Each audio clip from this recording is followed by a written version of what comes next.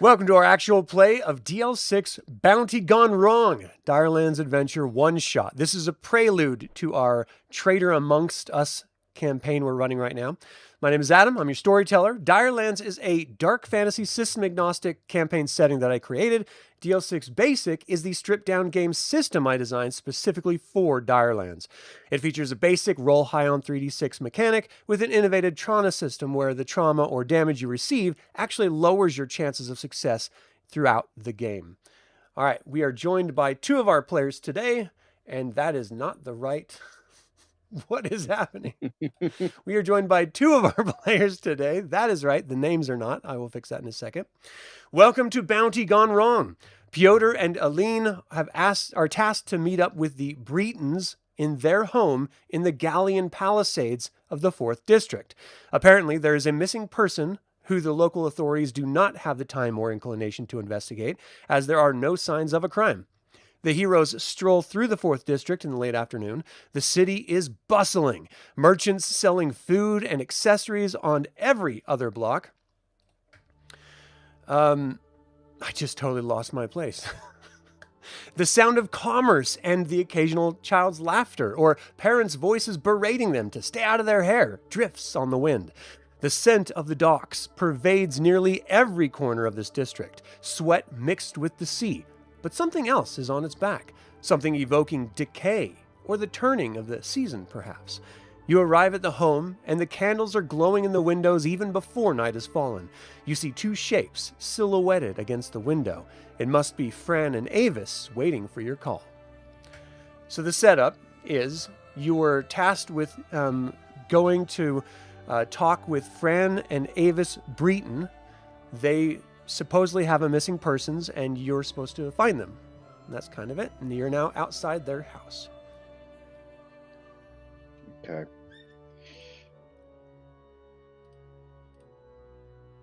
So, what do you do? Okay. So I take it that did they contact us about it, or we've heard of the bounty, or... Yeah, so you have a handler that you guys have been operating with, and they contacted the handler, and the handler told you where to go and who to talk to. All right, Aelene, I think probably you should knock first. No one likes to see a name at their door, do they, really? Okay. All right. So I'll go up and... Okay, you see a little bit of scurrying through the window on the door, and you can clearly hear a little bit of like, oh, that must be come on, let's get it ready. And then the door opens, and you see this older gentleman, worn dock worker uniform. He looks, weathered. His skin is all tan and lined. He's got very wrinkly arms and hands, but they look very strong, calloused. As he opens the door, he sort of looks over at you. Did the handler send you here? Yes. Are you Avis? Yes, I am Avis. My wife Fran is the one who really was worrying about the situation. I'm not sure. I hope we do not bother you and waste time that is yours to engage in other ways. I apologize. This language is not my first. Come in, please, come in. And he sort of steps back and opens the door. He doesn't seem to mind, Piotr, you at all. He just sort of, waves you in. Oh.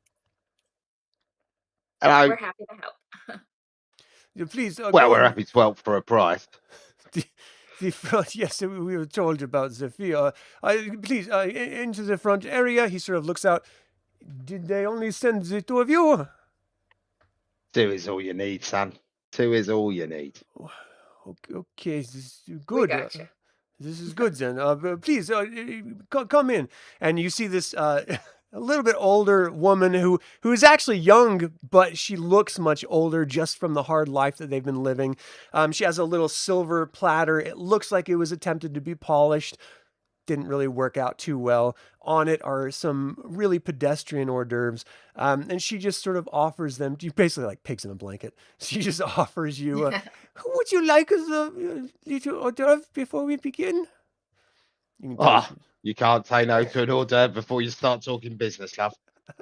Looks delicious. So she offers you seats on some chairs that are sat around this, basically a coffee table. She sets it down. There's a little tray set of tea, little teacups. And she's like, would you like a little spot of tea before we begin? I'd love some, Uh, thanks. sure.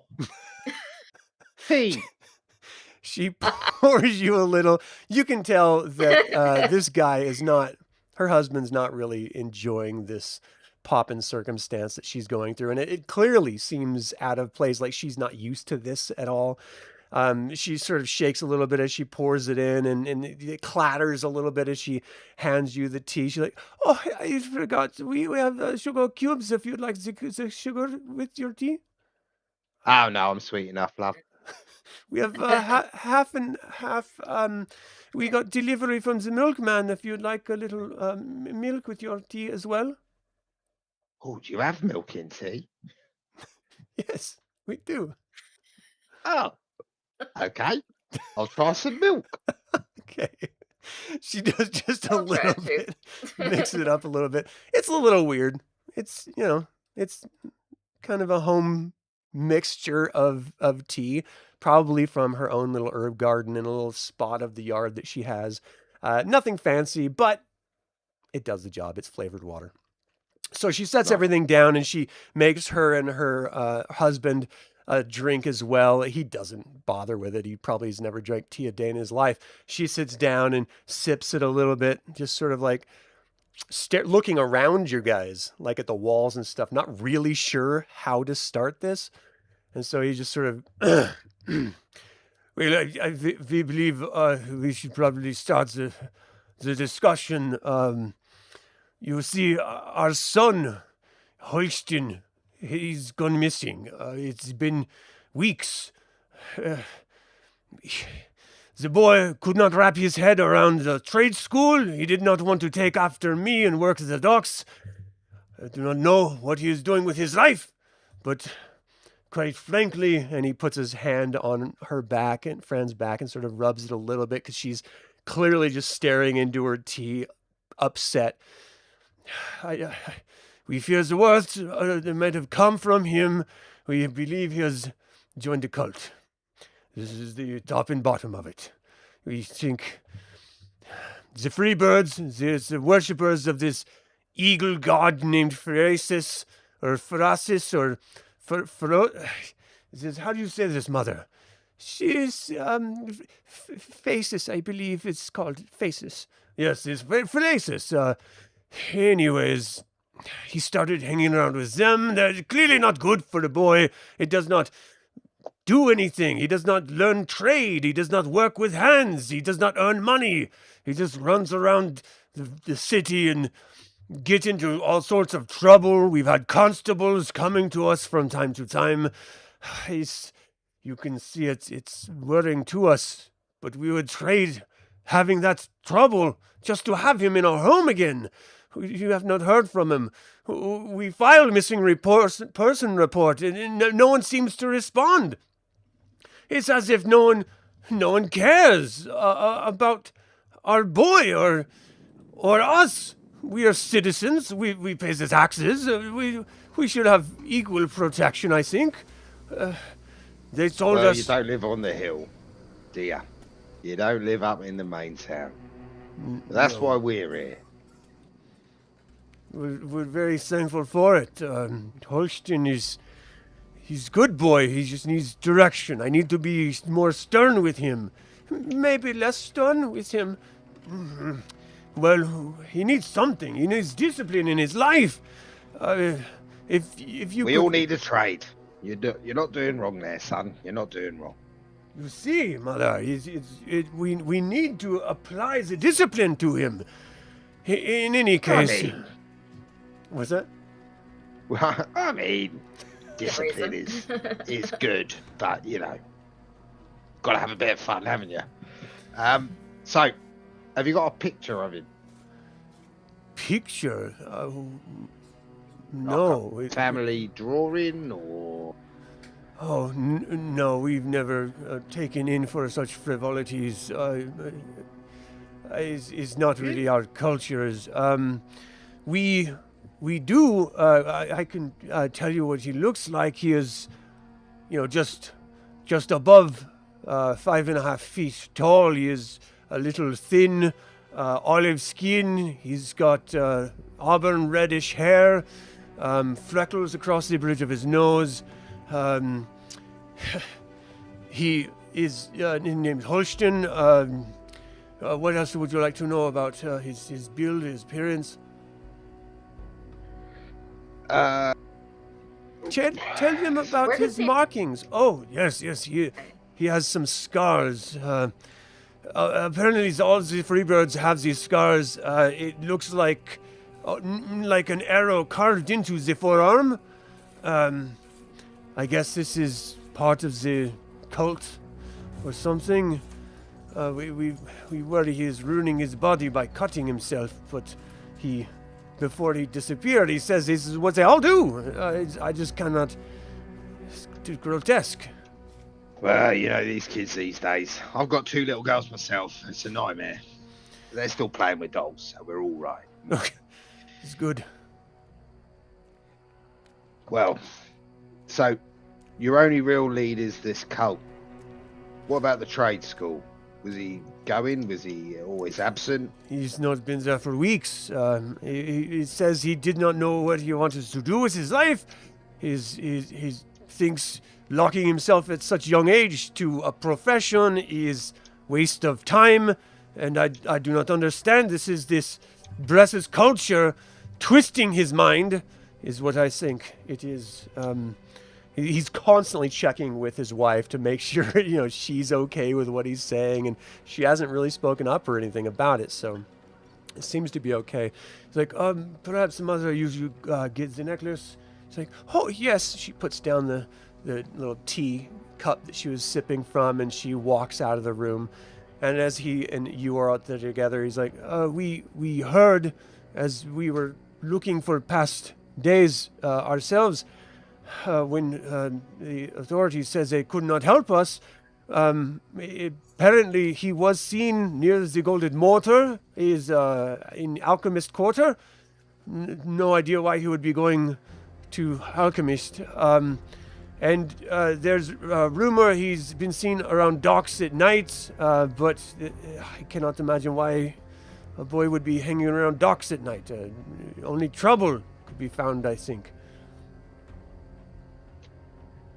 Do you know some of the people he hangs out with, friends? All of his friends, all of his trade mates, he abandoned after he joined cult. He cut ties off with everyone, and really, I could direct you to the trade school, and you could talk to Carl. He was an old friend of his, but again, he hasn't seen him in. It must be week. Okay.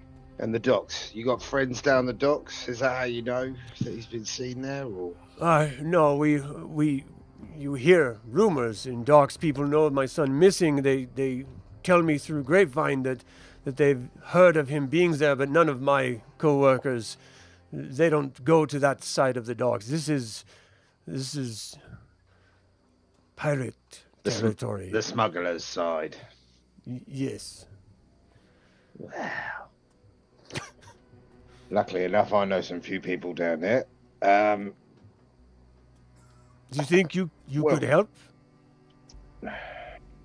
We can at least have a look.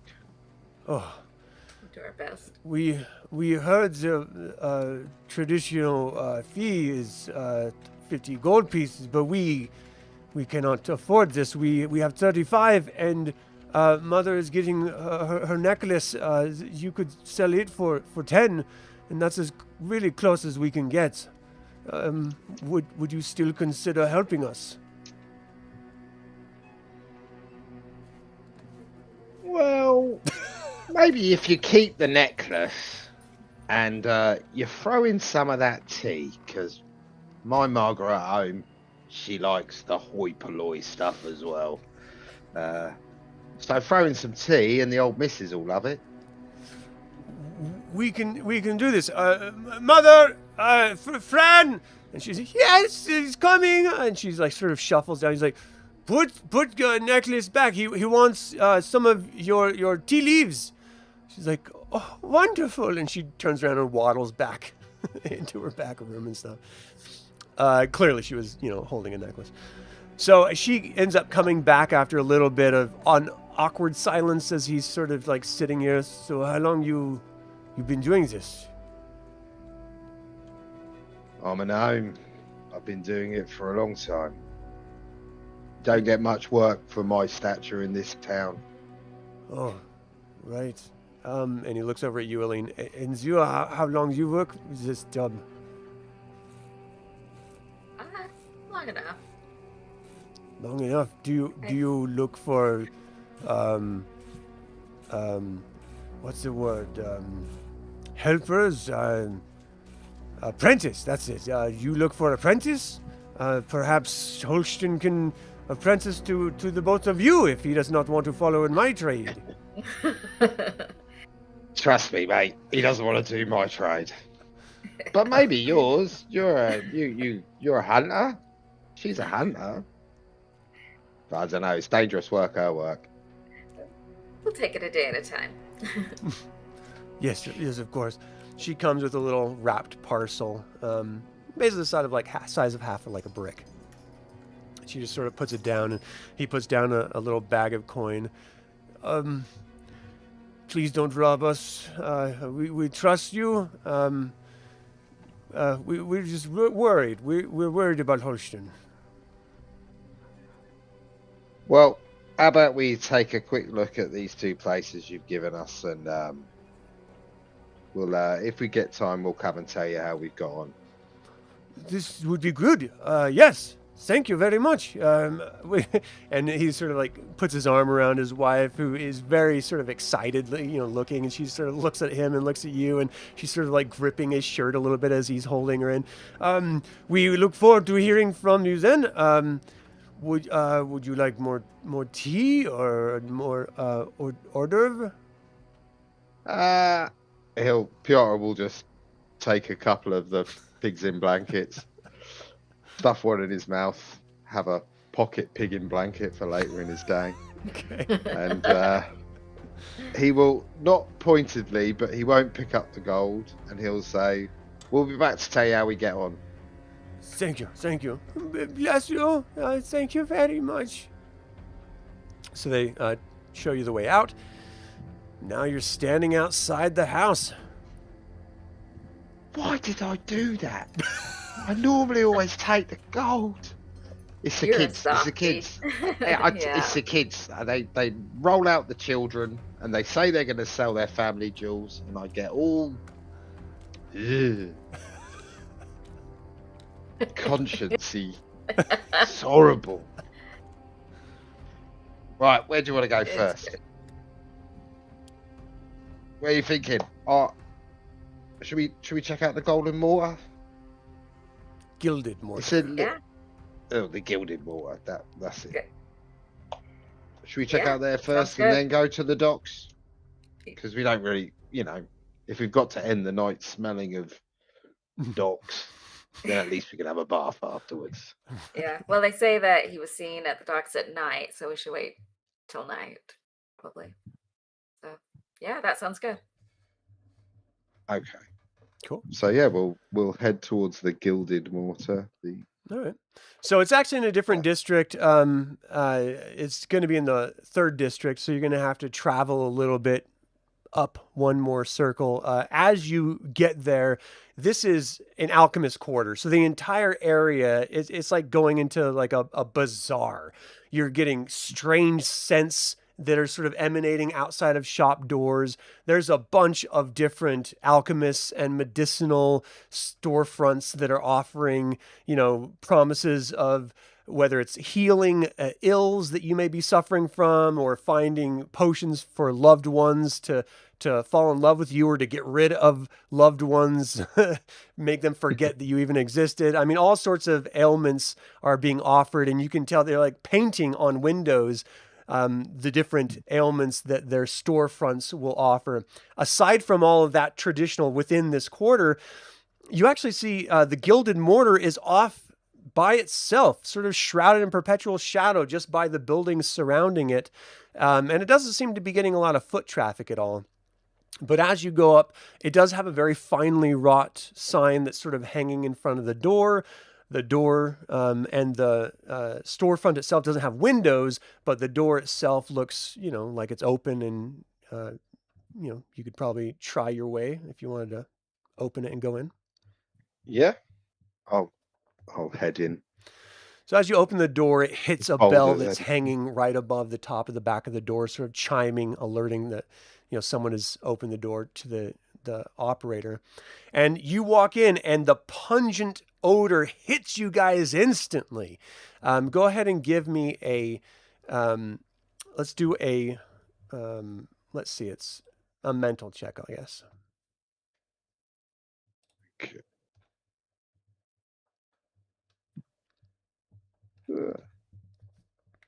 Nice.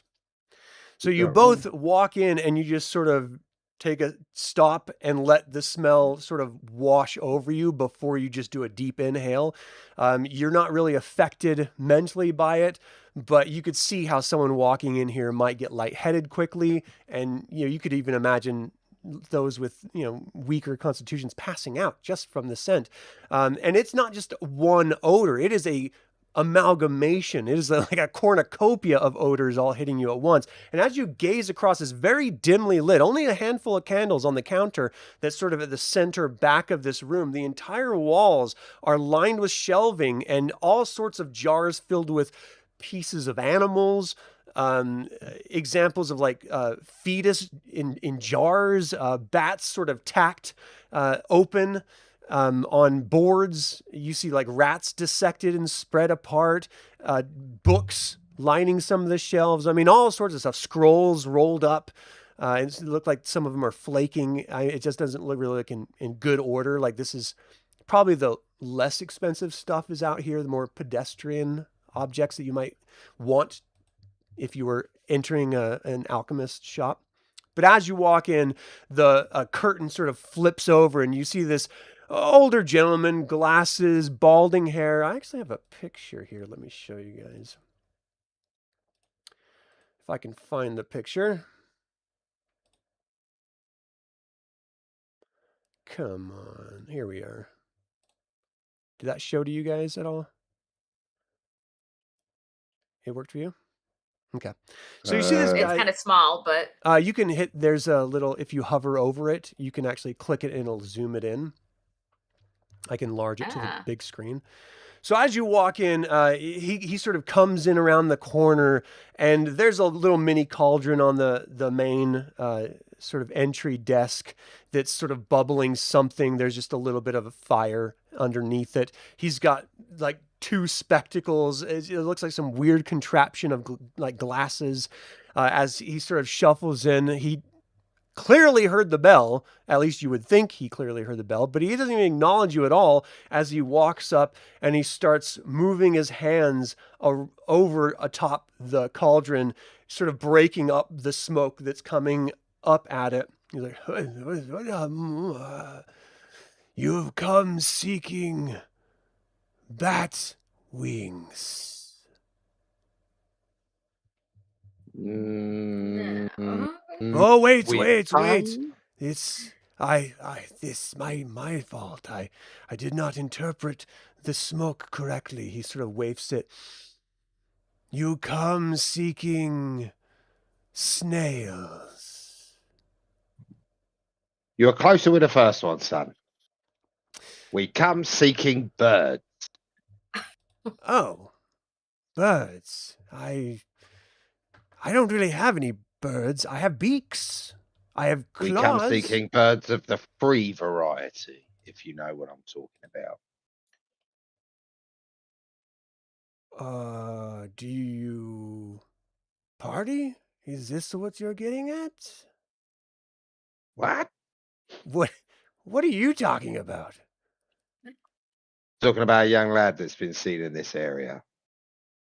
Oh, I thought you were asking for No, of course. No, I understand exactly what you're saying. I'm old man. I don't really think about relations with men or women like that anymore. Okay. No, we've been. Okay. This has taken a turn, son. Have to say, this wasn't where we were going, and it's not that kind of party. What? I don't So- understand. We come seeking. There's a young lad that has been seen in the area. He's gone missing, connected to some individuals that belong to a secret society called the Freebirds. Society. That's rich. A bunch of ne'er-do-wells. You might as well have them walk around calling themselves Reaper. They're not really a society of sorts. They're just a bunch of thugs. Well, I was just trying to be down with the kids. You know what I mean? We all trying to. We don't want to get too old before our time. You know how it is. Right. You know, hence why you come out, pretend you can't hear us, then do all the smoke thing. It's a very good sales pitch. I love it. It's brilliant. Maybe we could make something of it. We could put you on a stage somewhere. You've definitely got the showmanship, I have to say. But I don't understand. I'm actually a very talented alchemist. well, you thought we came in here for flipping bat wings to begin with, son. Well, it is Come on. an alchemist shop. I was hedging my bets. Well, fair play. But so you So- tell me about this person you're looking for. Young lad, good lad. Seems to got caught up with an unsavory group, we should say. Hmm. He Well, has if it's with people the worried Freebirds, about they're it. definitely unsavory, yes.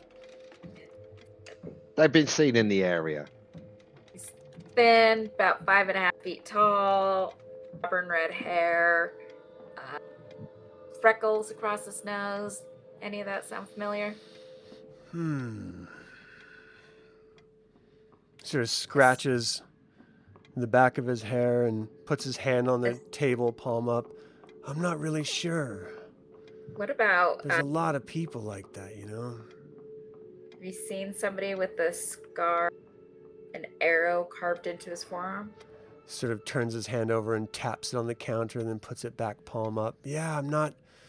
It could be that I know someone like that. I'm not really. My memory, I get older and my memory fades a little. And I'll slide a coin over the counter to him. he sort of doesn't even look at it. He turns and he wafts some of the smoke and he slowly puts his palm over the coin. As like, oh yes, I am seeing it now. There was a young man. He came in here about 4 days ago. Yes. Did he Another say coin. anything? Buy anything? I'll Did put he- another coin on there. Did he say anything? What do you mean? or What buy anything? Do you remember? Did you have a what is your conversation with them? relationship with this young man? We've got his best interests at heart. You could call me his uncle. Let's say his uncle. He sort of walks over to your side of the counter and looks down at you. And looks up at Aelene. Uncle? Are you his aunt? Yeah, what are you saying? I just can't imagine a gnome being a human's uncle. Well, He waddles back we're to the a other side. strange family. Well, It's the modern world, son. yeah, Get a grip. I suppose. I suppose you're right. All I can tell you is that he was in here 3 days ago. We had ourselves a bit of a transaction, and he left. What was the transaction about? What did he want to buy? He wasn't really buying anything. He was selling stuff. From time to time, when people find things that I might find useful, I will purchase them. Sort of contractual or freelance purveyor of sorts. Oh, yeah. You know, we all hate tax. And what was he selling? Oh, my memory doesn't go back 3 days. I can't even remember what I had for breakfast. Are you sure about that? He's like, I'll pull out a coin this time, and he maybe doesn't this will take the help. coin. He's like, I can't tell you what it was. It would be incriminating if you catch my drift. Do we look like the town guard? No, but let's say they put a little pressure on you and you then tell them what I could have told you, and then it's a big thing, and I don't want to put you in a bad position, and I don't want to be in a bad position. I like just running my shop here.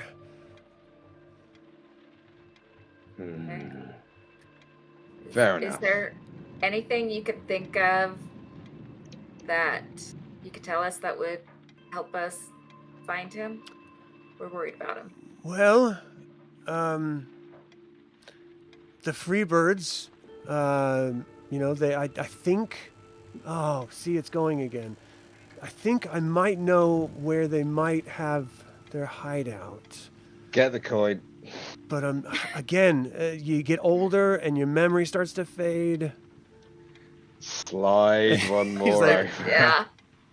Slide a coin over. Picks them both up, sort of puts them in his pouch.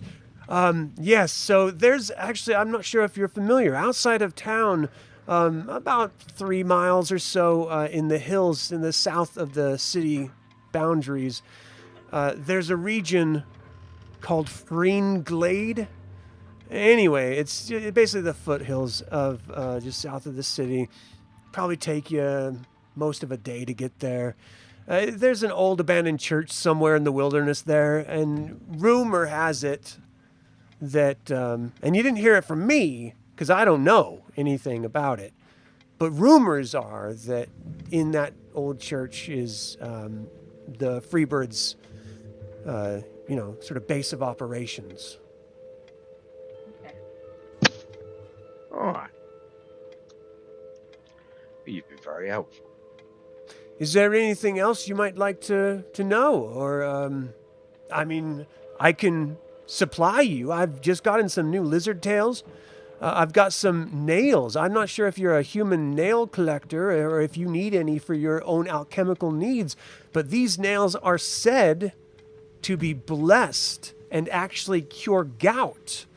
Now, I don't have gout, though I have eaten one of the nails, and that might be why. So, would you like some nails? Do you have anything Humans else are strange. healing? Do I have any what? What was that? Anything else that's healing?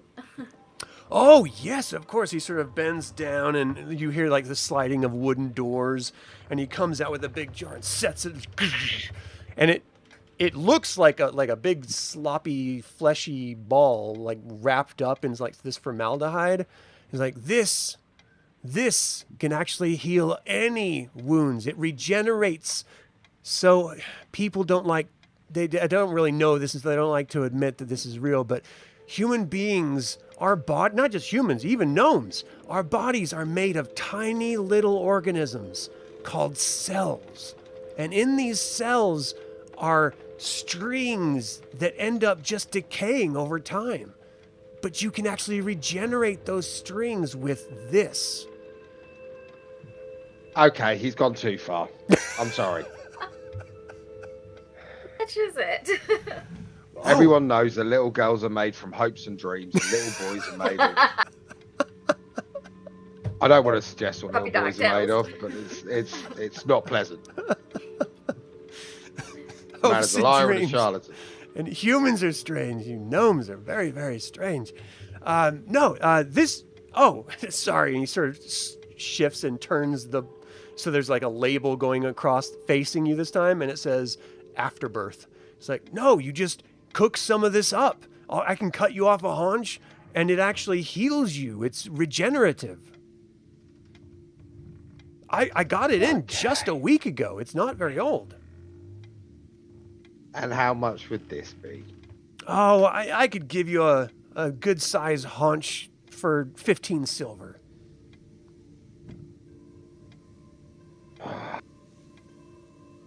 Do you have 15 silver?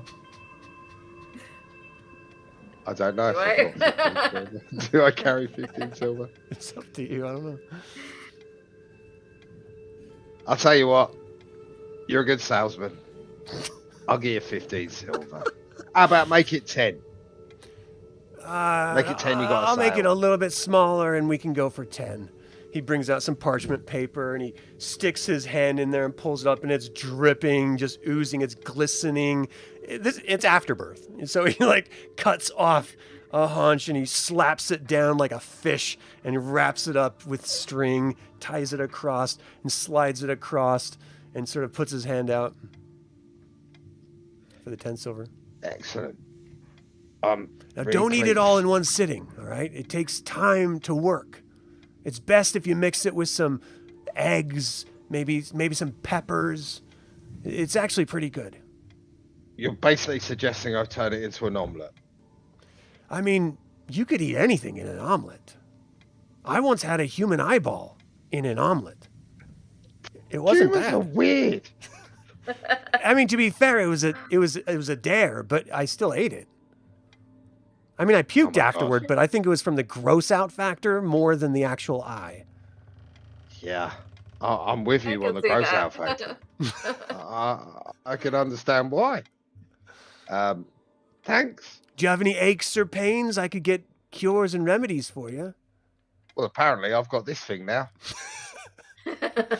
I mean, that'll help you regenerate your cellular tissue, but that's not going to help you with, say, a headache or maybe menstruation pains. I am a boy. I know I'm attractive. I am a boy. I think we're good. I was meaning the young lady. Oh, all right then. That makes more sense. Okay. That makes perfect sense. But you did just sell me some afterbirth, so really, you are a bit strange. Look, don't go any of the other fools on this entire quarter. I'm the only one with the actual heals that you need. And if you are looking to party, I might be able to help you later. Okay.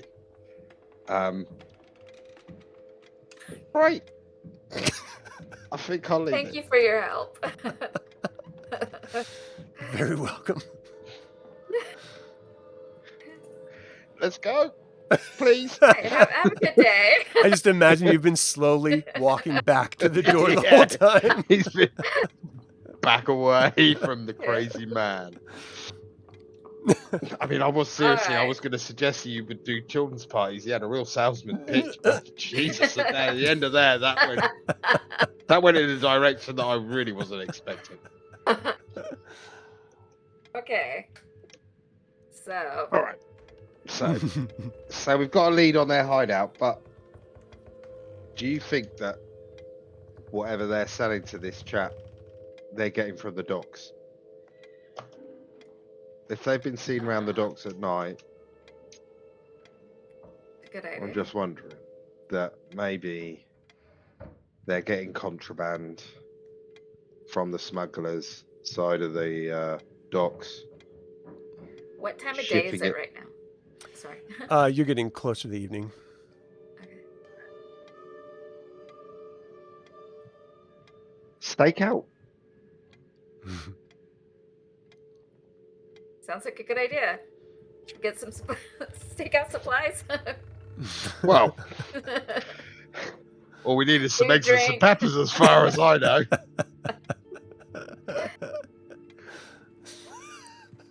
Can't believe you Okay, bought yeah, well- Afterbirth.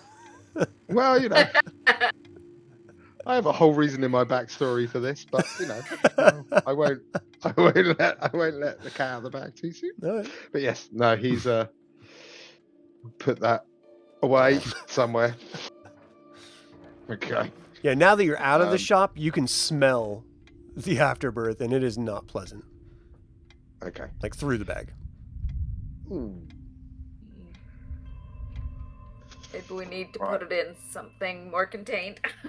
Yeah, I'm thinking so. Like I your think this might backpack? give away our position.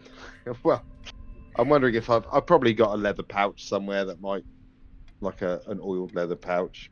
He probably Alright. keeps on for his coins. So put it in his backpack or his pouch on his belt or something. I doubt he walks around town in a backpack. So Right. all right, let's head down to the docks. Maybe we can hear something at one of the bars there. Okay. You're good in the bar. I mean, they can see Alright. you over the counter. It's a plus when you can be Yeah. seen. When you can be seen at the bar. All right, so you Okay. head Stand on the down to the docks. I mean, you know, everyone knows. You know, you have the sort of military dock stations. You've got the commerce, and most merchants go through a southern dock from there. It's all from a river, not from an ocean or anything. The ocean's really, really far away from here. But there's man-made canal sort of channels that allow merchant ships to come up to the main city and leave it. And it does take time, but they see it as a privilege to go to the capital of Bressus in order to trade their wares. But what that means is you also have people who don't necessarily want to go fully into the city. And so their docks are just on the outskirts, sort of further down the river on its own little outlet, little marshy terrain, but which is odd for this sort of mountainous region. But it serves their purposes just fine.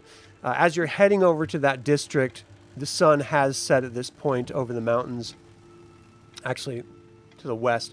So over the plains and then the ocean on the western shore.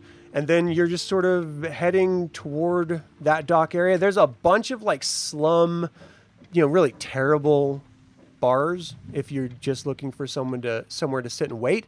But if you want to do the docks, you're probably going to have to go down there and just try to find somewhere to hide out or something. Yeah, I think I suggest we'll head to one of the bars maybe and grab ourselves something alcoholic so that we can sit down the docks and maybe be overlooked as, well, I could get away with looking like a drunk. I don't know about you. Alright.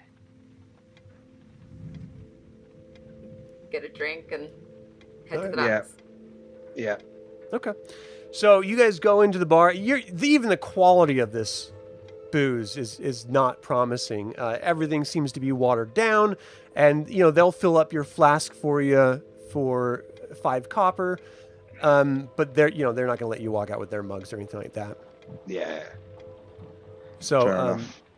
in there, it's a motley assortment of ne'er-do-wells. You've got people who are just sort of staying here before they are forced to go home after a hard day's work. There's people who maybe have never worked a day in their life, and they're just sort of boozing around here, trying to find someone to gamble with or get into some other sort of trouble. You've got people that are looking for work that are just, trying to network with people near the docks that stop in here. All sorts of different races as well, not just humans. And as you're sort of heading out the door, give me a mental check, please, both of you. Nice. Okay. So you guys see what definitely looks like a sort of arrow or bird carving in 2 guys' forearms that they're sitting at a table by the door as you guys walk out. So, should we wait outside for them? Maybe post up somewhere? See if we follow them? They're obviously of the group. Yeah. Okay. It's a solid lead when we haven't got anything to look for. Yeah. Okay. Okay. So you guys Okay. are just gonna hang out outside the bar, trying to. Blend in. Yeah, I'll drink my drink for a while. I'd give it half an hour, and then probably if they haven't headed outside in half an hour, I would say we should head back in and just sit in the bar and just keep tabs as subtly as we can. Right. pretend we're looking for work, or Yeah. Play a few dice games and Yeah. that sort of thing. Just try and blend in, but keep an eye on them. Okay. Give me spiritual checks for both of you to see how well you're blending in. Nice. Aelene is Probably not. just one of the crew there. She's dancing Yeah, on I tables. know. Yeah, you're doing your best, but people seem to just sort of dismiss you, Piotr, and not That's- really engage with you. Aelene has got a bunch of people around her, and they're laughing and gambling and just having a good old time. Those people don't seem to leave at all, and it's going well into the night. I mean, if there was a clock, you would imagine it would be sometime around midnight at this point. About that time, the door opens up, and you hear some commotion. Someone's yelling at someone else, and that's when you see the two guys sort of stop, stagger to their feet, look like they're making excuses for being where they are. They put their drinks down and they walk out with 3 other guys. So total of 5 people are staggering out. Okay. That seems like our cue. So I'll try and go over to the door and sort of come out as nonchalantly or as quietly as possible. Yeah. And we'll just try and follow them, Okay. basically. Not too close. It really doesn't look like they're looking to see if they're being tailed or anything like that. They wouldn't even imagine anyone would bother. They seem very comfortable in this area, and they probably are. They're probably known. So there's no reason why anyone would follow them. However, if you are going to try to use a bit of subterfuge, let's use a spiritual check just to see how well you're sort of blending in and hiding from their direct view. Not bad. I mean, not great with the 1, but your reputation has looking. preceded you as you walk out the bar. Some guy sort of leans out, "Where are you going? We're having such a good time." And the people sort of look back at both of you and just turn around and walk away. But you continue to sort of blend in to the background of the night and, sort of just nonchalantly follow them without them even noticing it, really. You get down to the docks, and it looks like they're walking down. There's 5 total people, and they're walking down to the far end, all the way out on the water where the docks end. And they've got a lantern. They're sort of holding it up, looking around. It looks like they're waiting for someone, clearly, that has not yet arrived. At this point, the fog of the evening in the cold is rolling in. It smells of ocean water and sweat. It's just not a very pleasant... this is much more swamp water further on past the river than anywhere else within the city boundaries. And so it's kind of nasty just being here. Not only that, it's freezing cold. I mean, it's just right next to the water, cold evening, fog rolling in, smelly, not great. But you guys are doing a good job hiding from them. So you sort of, I don't know, do you take cover behind some... Yeah, crates or they cover behind some crates and barrels, and Okay. the old stereotypical Stick to the pose. shadows. Yeah. Yeah. It looks like they're standing out there, and you're waiting 10 minutes, and they're just standing. It looks like they're sort of chatting to each other. You know how speech travels across water really well? You're hearing mumblings, but you're not really making out anything that they're actually saying. They are actually pretty far away from you. Let me give you No words at all? No, just the fact that it is language and they're chatting quietly to each other about something. They seem agitated clearly, though, as if they're waiting for something that has not yet arrived. Okay. And none of them look like the person we're looking for? No. Okay. So if you look at the map, you guys are at the very top. I'll sort of move you back so you're behind a bunch of crates and stuff. They're very far down to the south here on the map, and they're just sort of waiting. Nothing is really happening. It's hard to see through the fog. The only real way that you know that they're there is because of the lantern that's sort of this glow in the fog itself in front of you, and it's the only light source in this middle of the night on this docks. And then you start hearing the familiar splash sound of Rose. and a sort of guttural rah, rah, sort of grunt out. And then you hear them sort of do, it's almost like a call and response by the two of them. Again, you're not really picking up what they're saying at all, but they're clearly communicating back and forth. And then you see another light sort of open up, like another lantern was turned on that's in the actual water heading toward the dock, toward them. So it looks like they're actually like now meeting up together. You're not sure the number of the people that are meeting with them, but there's clearly other people here. I guess let me know what it is you guys are waiting on. What's your plan here?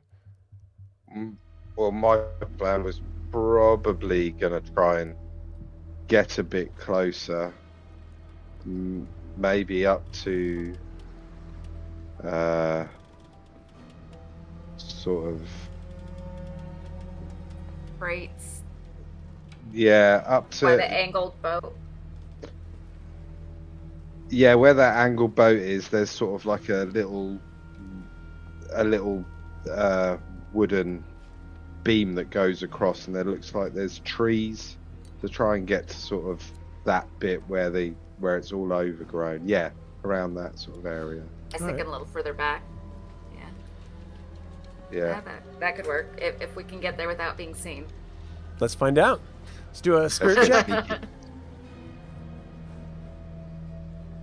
Oh, Aelene, what are you doing?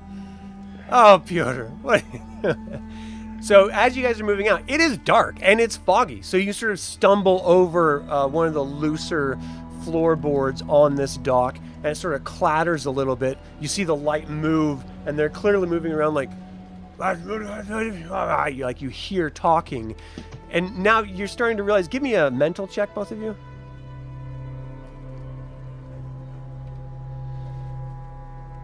So, Aelene, you're not sure what language it is, but you know it's not the common language. Piotr, they're speaking Orc. That's why you weren't really picking it up before. They're speaking a completely different language. You have heard it before. You may know some slang or, a few words or anything like that. I don't know. Have you done extensive studies with Orc, the language? Well, I don't really know how it is with between gnomes and orcs, but I probably have a natural distaste for the green skin. Yeah. The old wives' tales of they eat gnome babies and that sort of thing. Yeah. As you literally have afterbirth in your pocket. Well, it's not the baby. Afterbirth, so it's fine. It's not a baby. Okay. Yeah. So you guys get about here if you want to move your token. Oh, and I changed your tokens just so we can use facing.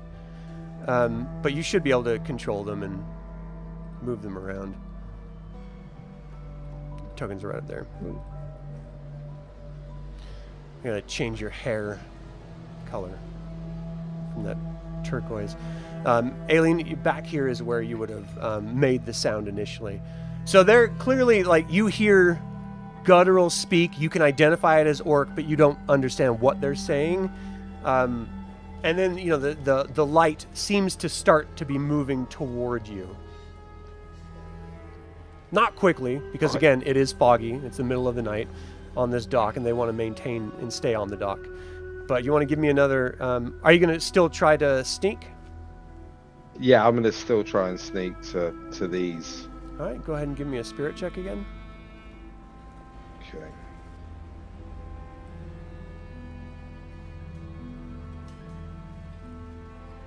Oh my gosh! Jeez. Oh my gosh!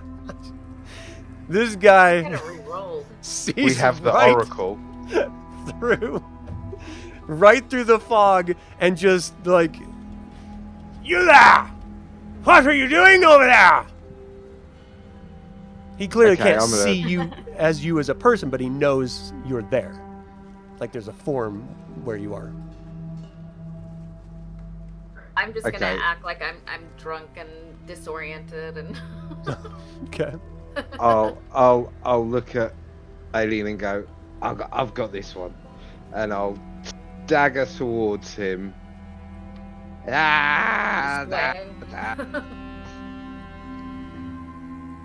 What are you doing out here this time of night? Well, I'm with this girl. Met her in the bar. You should see her. She's flipping gorgeous. I don't want your gnomish women. Get out of here. This is private business. She's a human. I still don't want your filthy seconds. Get out of here before I give you a reason to stay. Meaning that you'll be dead, is what I meant to infer. What? You're not very intimidating now. I'm gonna. What time is it? As he gets out his watch chain, and I really hope. What? Is that? Can you read that? I'll hold it out to him, and I'm gonna use it as a garrote, and we'll try and silence him. All right, let's. He's not alone, right? No, he's not alone. But you have a bow. All right, so he's clearly going to try to push you back as you try to like leap up and wrap it around his neck, and then he's going to just use his club and he's going to try to smack you with his club. His physical is 4, yours is 5, so you're going to go first. So yeah, let's. Aelene, are you going to do anything? I didn't want to, but I guess, yeah, I'll get my bow out. Okay, so are you going to do anything other than just get your bow out and sort of knock an arrow?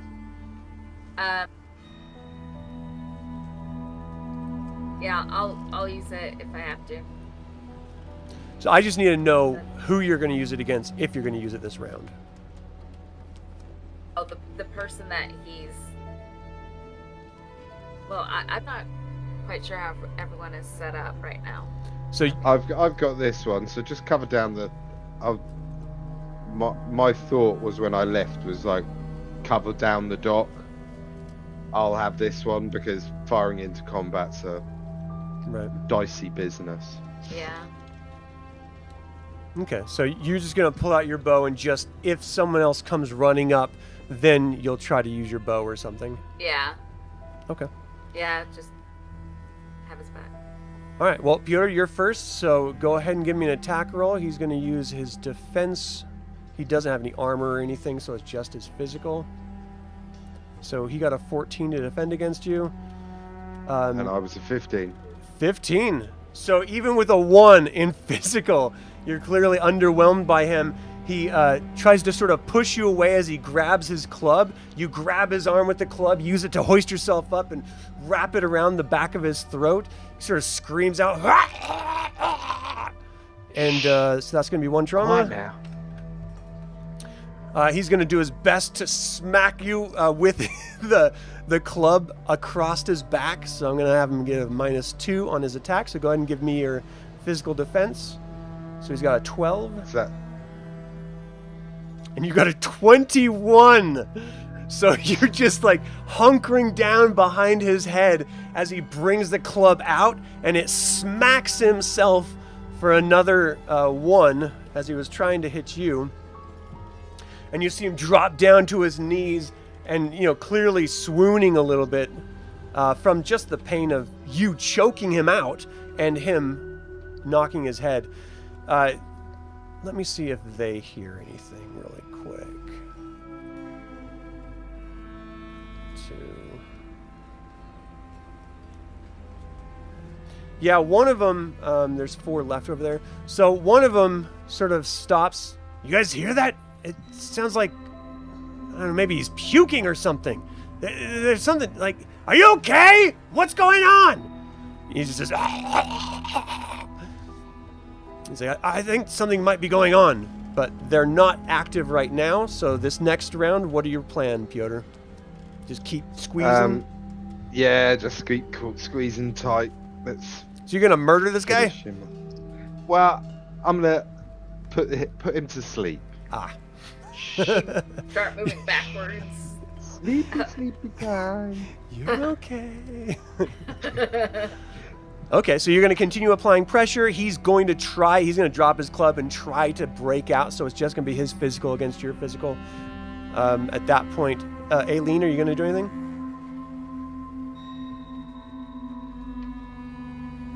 It's hard for you to I'm see, gonna but it come- does look like the big form dropped down, and it looks like one form rather than two at this point. Actually, I'm gonna come closer and get out a dagger, but I just want to be closer to him just Yeah. in case Okay. he needs. So that's going to be your physical. Your physical is 4. So once again, it's going to be Piotr, then Aelene, and then he's this gang. Oh, don't move yet. So Piotr, go ahead and do your choke out, and then Aelene, you can move after that. Okay. So let me it's have not him so do his. Clearly, oh wow! Even with the -2, he got a 14. Did that subtract the 2? It does not look like that subtracted the 2. Oh, 4 minus 2 is the current physical. So yeah, it was 2. That's why. Okay. So he is actually like pulling out. You hear him do a big gasp, like, and now he's going to try to flip you on his action. It's going to be after Aelene's. He's going to try to flip you off of his back onto the ground in front of him. Now that he can actually breathe and he's holding on to your garrote. So Aelene, go ahead and move like you were going to move.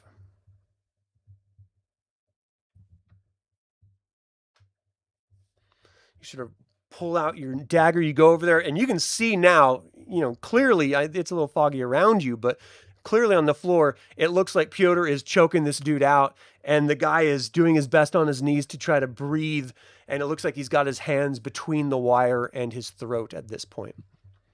So now he's going to try to flip you over, so I need your physical to resist as he is, wow, 14 again. This guy's rolling good. Even with So a do I 1. roll it with my leather apron or not, or just straight physical? Yeah, you can use your Is apron. that my That's fine. armor? Yeah.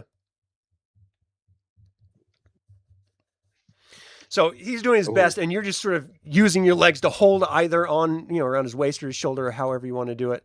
But you're using your body parts to like hold on as he's like flipping around. And at this point, the other ones are like, all right, we need to go investigate this. We've got to go check this out. So they're going to all come moving up toward you guys on their turn. Piotr, what are you going to do? I'm gonna be like an angry little koala bear. Oh, hold on. It's been And, another round, so he's going to... Maybe we should try to hide. He's gonna struggle, but. Oh wait, This yeah, he one's got. gonna finish. You were trying to continue squeezing, and that's when he got his fingers in, right? Yeah, Because he won the strength. Okay, so he didn't take another damage. Okay, so I'm sorry. What were you doing, Piotr? You're going to continue trying to. I'm gonna continue trying to. Okay. to And take him Aelene, out. it clearly sounds like someone's going to be coming up soon. So what are you going to do? Get your bow. Get your bow. Yeah, I don't see I've how got I can this help one. him. So yeah, I'm gonna get my bow out, ready, aiming towards. You could punch this dude in the here. head. Hope you don't hit Piotr. Actually, Go to sleep. Crack. I actually do want to do that. Try to Use if the we back, can- the hilt of your dagger, and just smack him. yeah, if we can hurry and end this and hide or something. Okay. Yeah. So then your That's plan would what be hiding, to but- try to knock him out, and then where Yeah. would you try to hide? So you do see that there's sort of steps going down to a lower, more close to the water dock right here, and it looks like it's got some stuff that you could probably hide behind. There's also a boat that you could try to like get in to hide. You could rush over trying to get to this lower dock. I mean, there's all sorts of places you could try to hide. Where would you like to try?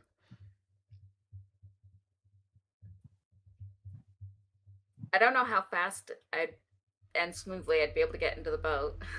So Well, what's your move? right now, huh? What's your Oh, my move? 40. I mean, it's 20, it's 44 to the boat all the way on the far end on the left, and the boat that's north of you is only 20 feet. So it is something you could do if you wanted to. I'm not trying to get in your Wouldn't boat. they I'm have just trying an to give you easier time? options. Yeah. Wouldn't they have an easier time seeing us over the boat closest to us? Probably, yeah. You could That's totally up to cover you. yourself over with the detritus in there, or Yeah, you can grab the body and go swimming.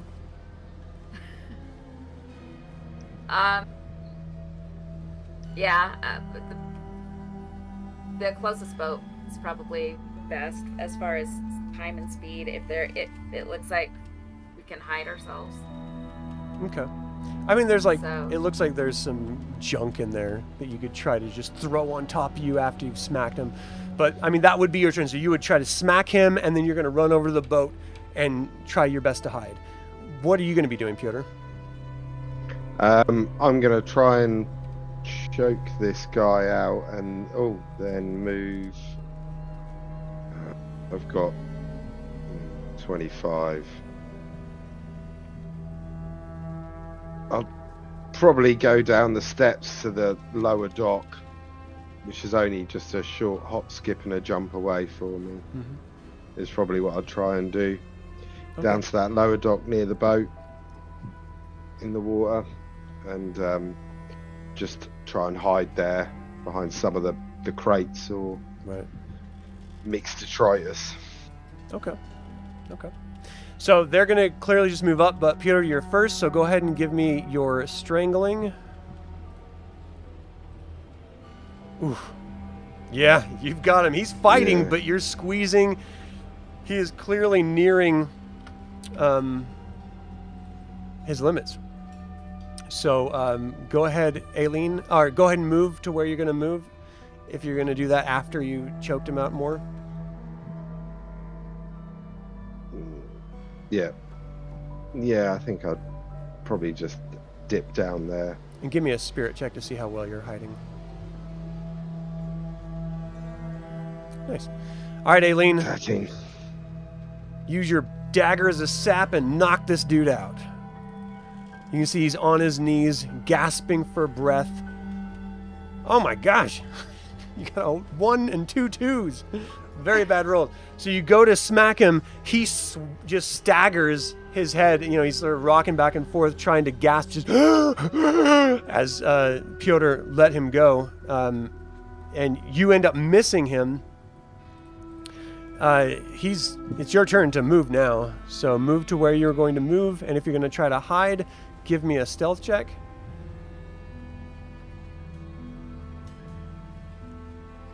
I'm sorry, not stealth, but spirit. Not great. Okay. So this guy's on his knees, gasping for breath as his friends come running up. So that's 14. This is not going well. They can get about here this turn. Close-ish to this. Looks like only 3 of them are coming, as the other one seems to be engaged in some way with the other people down there. And they're like shouting, "What's going on? What's happening? I was just jumped by a gnome!" And they sort of stop and just bust out laughing. Like, you... You were jumped by a gnome? He's like, "Look, he was trying to jump me to death. He almost killed me." And there's like, "There's no way. Where's this gnome? Did you see his treasure? Were you close to his treasure, and that's why he did it? He wasn't a leprechaun, you asshole! I'm telling you! They jumped me! There's another woman with him!" So they're going to stop for a second. So are you guys going to, for your next turn, you're going to stay there? They haven't moved again yet. Are you going to stay there for this next round and continue hiding? If I can, would it be possible to maybe slip under the dock into the water? Yeah. You just roll to Some see out extra- quietly. Yeah, literally, I'm just gonna try and slip into the sort of the water about, Yeah. you know, And sort of then- about there. And then, Aelene, what are you going to do? I'm gonna have my dagger ready, but I'm gonna still try to hide and hope that they don't find me. Okay. Are you going to... What's your spirit score? 4. 4. Okay. Are you going to try to improve your hiding ability? Like, you know, you clearly see that you didn't hide very good this first time, but there's a bunch of other stuff in here that you could try to drag on top of you if you wanted to. Or yeah, as quietly as possible, but yeah. Right. Okay. So, Piotr, let's get yours first. So let's go ahead and do a spirit check to see how quietly you slip into the water. Okay. Wow. Ooh. Wow. A perfect roll. So you just dip into the water using your hands to move yourself Barely around moves. so quietly. No one hears you. And to be fair, there's a gasping human right next to you, so that's taking a lot of the noise away as well. But yeah, that was a brilliant roll. And then Aelene, go ahead and give me another spirit roll for your attempt at improving your... Oh, nice. So you grab a bunch of gear and you sort of cover yourself up. For their turn, they're finishing their rush up to him, and they're sort of checking him, and they're looking around. They're going to do their best to see if they can see.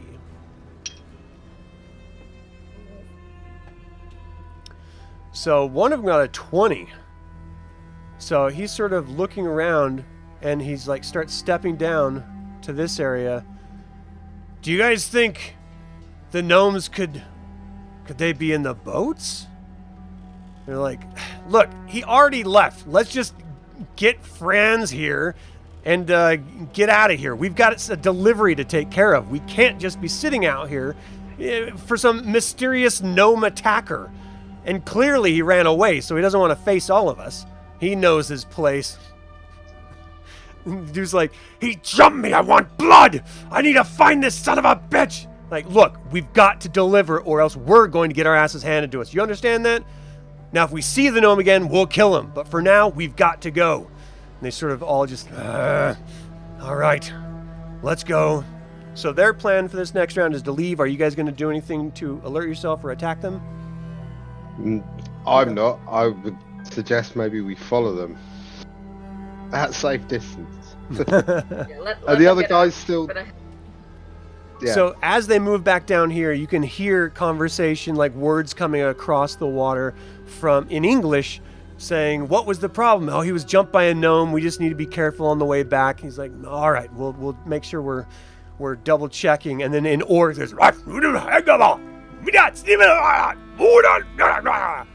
and you see an orc sort of stand out here just scanning the water. And he sort of like moves his hand like, it's time for you to go. Get moving. And they all seem to grab these poles that are like rolling through this massive crate, and they sort of lift it up, and one person is sort of leading them to where they go as the other humans are guiding this crate up this far side of the dock. And they just continue up here as the orc is just watching from where he is. So, I mean, at about this point, you can clearly see, I mean, not clearly, but, you know, it's obscured, but you can see that all of the gang members are clearly carrying this massive crate up around this side of the dock. It looks like they have a place in mind. So where are you guys going to be trying to go from here? I think that I'd probably try and get back on the dock where I come off, and then make my way round to almost where we started to get onto the dock that they're near. Mm-hmm. But just trying to do it quietly and out of sight, trying to keep myself low and out of sight. Even actually, no, I'll probably even just stay in the water and follow the dock around, so I'm in cover until I get to the beach area or the sea wall or river wall, Right. and work my way around to them basically. Okay. But keep an eye on them, see where they're going. And what about you, Aelene? So let me know if I'm wrong, but it looks like I'm close enough that if there's too much movement, it would draw their attention, right? It could. Whether it would or not is another matter, but it definitely could. I mean, any movement is going to be like, you know, that splashing sound of a rocking boat, basically. But if you roll really well, they don't hear anything. feel like it's just safest for me to stay where I am right now. I am observing, just seeing if I can understand anything that they're saying, and just seeing what I can see. Yeah. Okay, so at this point, they're clearly just talking about how they need to hurry up. They've wasted too much time already. They're not saying anything specific about where they're going or what they wasted their time on or anything like that, just that they're now at this point in a hurry to get out of here.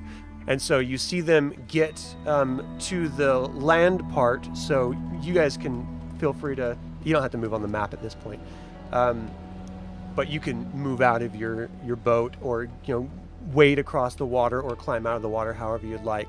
It looks like they're heading toward one of the trails that's a little, just sort of in the darkness, it's out of the vision. Okay, well, we'll follow what I'll follow. I'll make my way through the water, grumbling.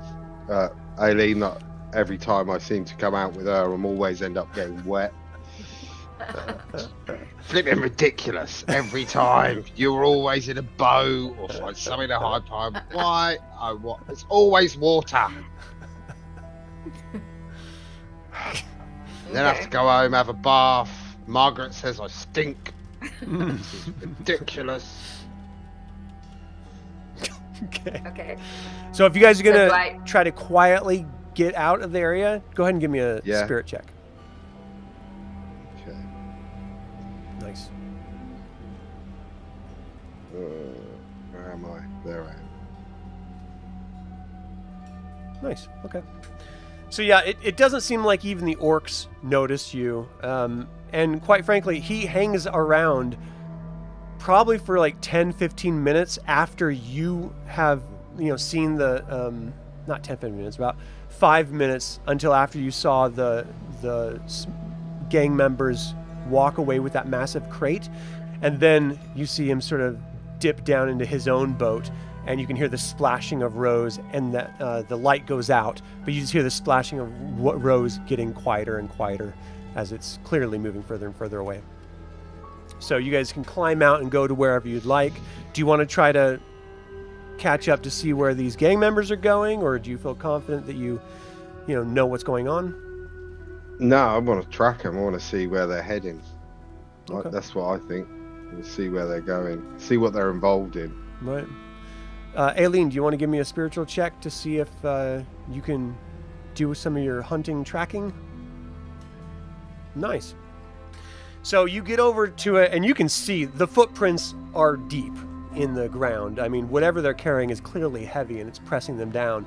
So you're following the tracks, and then you hear horses and wagon wheels rolling, and you know that there's like a trail further up. It looks like they loaded it. You sort of piecing together, they loaded whatever it was onto a wagon, and the wagon is slowly rolling through these trails away. Okay. Kind of need to pick up the pace a bit. So are you got little legs? Are you going to try to like follow the wagon? Yeah. I mean, I think this is our only lead at the moment. What do you think? Yeah, I'm gonna let them know that I can see their tracks and follow. And you can certainly see the wagon tracks once you get to that trail. And they are going pretty slow because it's not a road, it's a trail. So it's bumpy and, uneven and kind of difficult. And you hear the creaking of the wagon and the bending of the springs on it, and the horse is complaining. There's clearly more than one horse pulling this thing.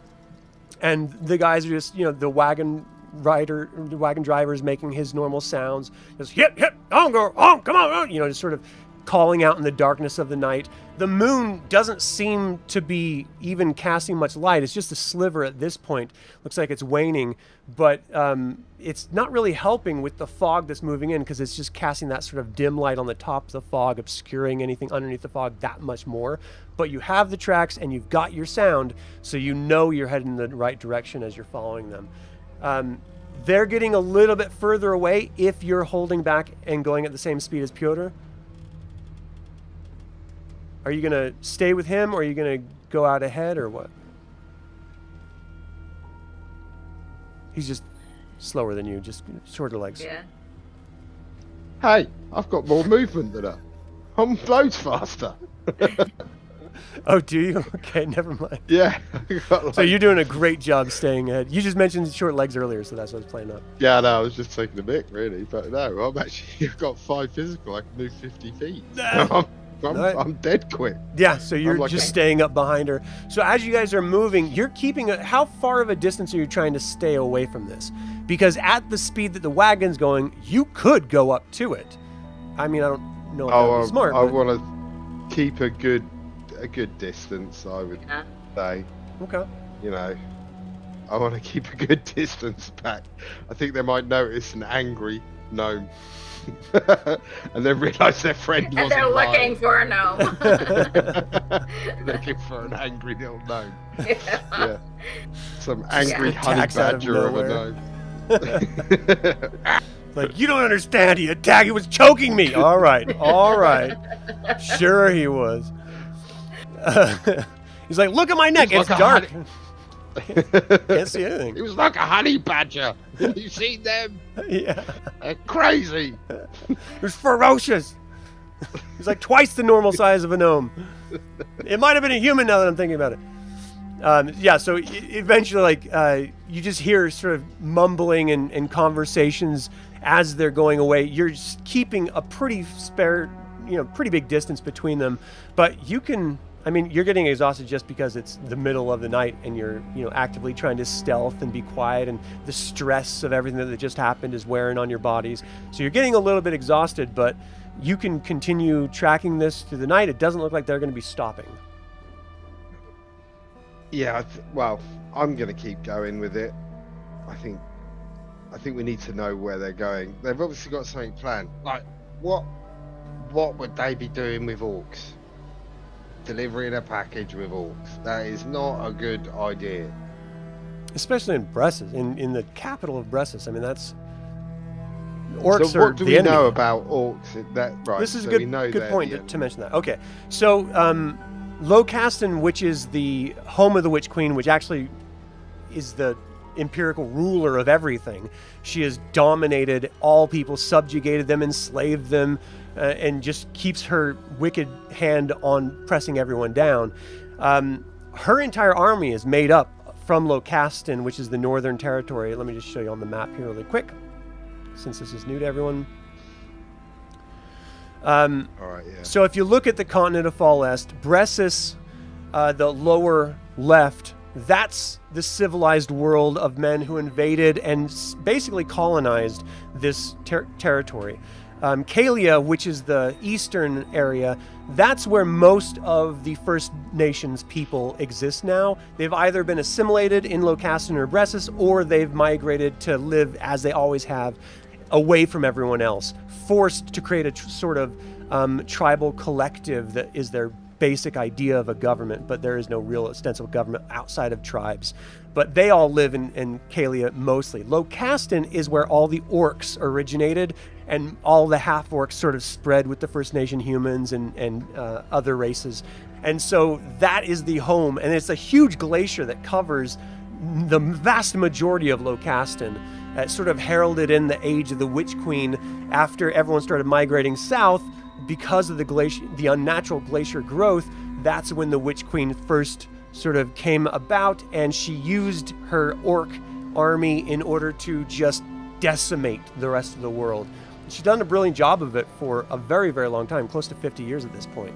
So Bressus has a resistance group that's trying to fight back in the Triumvirate. They're actually located in Trinicius, where you guys are right now, but they have to be, use subterfuge in doing it because there's spies everywhere. So the idea of an orc going into the Resistance's city, the capital city, and being able, unseen by anyone, and presumably not for the first time, is a troubling notion. But you guys don't work for the, however you want to see this war and your place in it, it's basically like the Witch Queen is won. And so the idea of orcs here is still absurd, but I don't know if that's something that you would want to get involved in, because they could just use that as an excuse to make you, point you out as being a spy, because now you're talking about orcs, and it can get kind of crazy when you start dealing with spycraft stuff. So it's complicated, I guess. Okay. I hate orcs. I'm just here trying to hopefully find this missing kid. Right. Well, So as he's you guys obviously are, into something he shouldn't be. it does very much seem like this wagon is going to be going through the night. Are you guys planning on moving through the night as well? Because it's going to be much more taxing on you than it is them on the wagon. I don't know if there's any way we can track it. Is it heading out of the city then, or is it? Yeah, so it looks like it's actually headed south, but the trail itself that they're on connects with a bunch of other trails, and so you're not sure if it's heading toward a main road or what they're doing. It was just that's the best smuggler's route to get to that. Right. So would I will turn to Aelene. You don't think they're going towards that Freen Glade, do you? Are they heading in that direction? With the loose description that you were given, yeah, it does, because that's south of the city, in the foothills. Right. Perhaps. Well, we've got the tracks. We could always fall asleep and follow them in the morning. It's the best shot we've got. We can't keep this up all night. Yeah. Getting tired. And you're cold. I mean, you were just in the water for Piotr. Yeah. This is. I'm thinking we can pick this up in the morning. Wherever they're going, they're holding up there. Mm-hmm. Going to take them some time, don't you think? Yeah. I don't think we have another choice. So. Okay. Well, we'll try. Is there a little, I don't know, tavern or somewhere where we could rest? So you've been following them out of the city for a bit now. So you would have to travel back to the city to find anywhere civilized, like any villages or something. I mean, there's like little tent encampments for the really poor out here outside of the border of the city that you could probably find some space in, but you're likely to be as robbed there as anywhere else. Your probably best bet is either to travel into the morning to get back into the city to your homes, or to just find somewhere to camp for the night. You're a ranger. You can find us a camp. Come on. You're a tracker, a hunter. You could knock us up a quick bivouac. She's like, I'm a hunter of 4-star hotel rooms. All right. You can knock us up a quick bivouac. We can lie down. Yeah, or maybe I know this stuff. Safe little hole in the mountain or something. All right, give me a spirit I'll look check for someplace. Let's see what you got. Shoot. Where'd it go? Okay. Oh man. 2 1s. You're in a 3. You're doing your best, but it is dark and you're exhausted. You're a little bit sort of nerves are on edge. Your mind has been going to that idea of the orcs. Did they only pretend to row away? Are they trailing you guys? How are we going to end up losing this wagon since we're not going to be following it? Who knows if they're going to be traveling all through the night or not? And outside of the city boundary, there's danger. I mean, there's wildlife out here that is very, very dangerous. Cue a bunch of howls echoing off of the mountain walls and the hills. You don't see anything, and it still sounds pretty far away, but you know that there's wildlife out here. And you find what you think is probably the best that you can make do with, a bunch of sort of scrub oak, and sort of form it into some sort of little lean-to situation, but it's not great as far as a campsite. Can we get a fire going? I'm a bit wet. Sure. So you put together a little fire. You try to keep it contained, or do you just, do something big? No,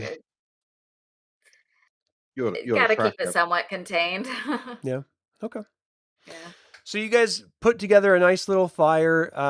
There's really not much to eat except, Hunting? you want to go hunting? Well, Have we got? I forgot. Have we got our little? Yeah. Yeah. No, you're not having it. We got something else. Come on. Berries, nuts. I'm not eating that. Caterpillars. Anything but that. Okay, so yeah, I mean, you can scavenge up something, with a 9 in order to find somewhere to camp. That took you a good half hour to get that in the fire going. At this point, if you're going to try to go formally hunting, that's hours of time. And then it's morning at that point. So, Foraging for... yeah, just trying to forage for maybe some roots or something nearby. You can find something. It's not really, it doesn't fill you up. It doesn't even really taste great, but it gives you something to consume so you don't, starve to death on the one night that you're out here bivouacking. Your tummies are rumbling. You're used to being fed out 3 times a day. Like, this is hard living, going without dinner. But yeah, I mean, you sleep. How do you do, like a full rest, or are you just waiting till dawn, or what's your plan? I think probably if Aelene has like 4 hours, and I'll probably just grab 4 hours, and then we'll head on. Okay. I think Stave that's off probably any exhaustion. just hard routine. Yeah. Well, it is pretty simple to find those tracks on your way out. Go ahead and give me another spirit check just in case, Aelene. Yeah. So you pick up the trail, right where you had seen that it went when you deviated to go find somewhere to camp. And as you're going, you're spotting massive birds just flying through the air. It looks like they're circling around something, and you're not entirely sure what it is until you're going for another hour following these tracks, and the birds are still there. It looks like they're following you, like they think you might be food. And that's about the time you see one of them zip down. You're getting to a point where there's some rifts in the ground. There's a little bridge that crosses the ground, over one of these little canyon rifts in order to move on further. And that's where we're going to pick up this combat scenario as these massive scavenger birds decide to attack. So it's hard to see them, but you've got one here, and one here. There's 3 of them total. And the 2 of you are on the other side of this little bridge. We're going to pretend the bridge is wider and sturdier because the wagon went over it. But you can clearly see there's a little rut, falling down, little canyon slot. And you guys are over it. So what is your plan to deal with these birds that very much seem like they're coming down on you? You've got a bow? Yeah. Stick them. Get him! You're a hunter. So, Aelene, are you going to try to use your bow? Aim. Okay. Yeah, on the one closest right now. I'm just going to pull out my dagger. You can ping them just by clicking and holding on your mouse to let me know exactly. And Piotr, you're just going to, what? Grab your dagger? I'm just going to draw my dagger and hope they don't get too close. Okay. So you can delay, if something gets within melee range, just delay your action and then attack at that? Yeah. I mean, I'll be heroic, which isn't really like Piotr, and I will stand in front of her. Look at you. Because I'm like a hero. You're in front of me with the bow and arrow? Well, you're firing upwards. Okay. She's And like I pointing am it down at you. Don't ricochet it off me Hey! again. It didn't work last time. I don't think it's pinging when I click. It's not. Um, Yeah. So when you click and hold, it's not doing it? Oh, I didn't hold. Oh, Okay. nice. Yeah, click and hold. Yeah. Okay, so we've got... Let me find these stats on these things here. Scavenger birds. All right, so they only have a 3 physical. So it's... I mean, it's a bird. So it's going to be swooping down after Aelene. So Aelene, go ahead and roll your attack on the one you're going to attack.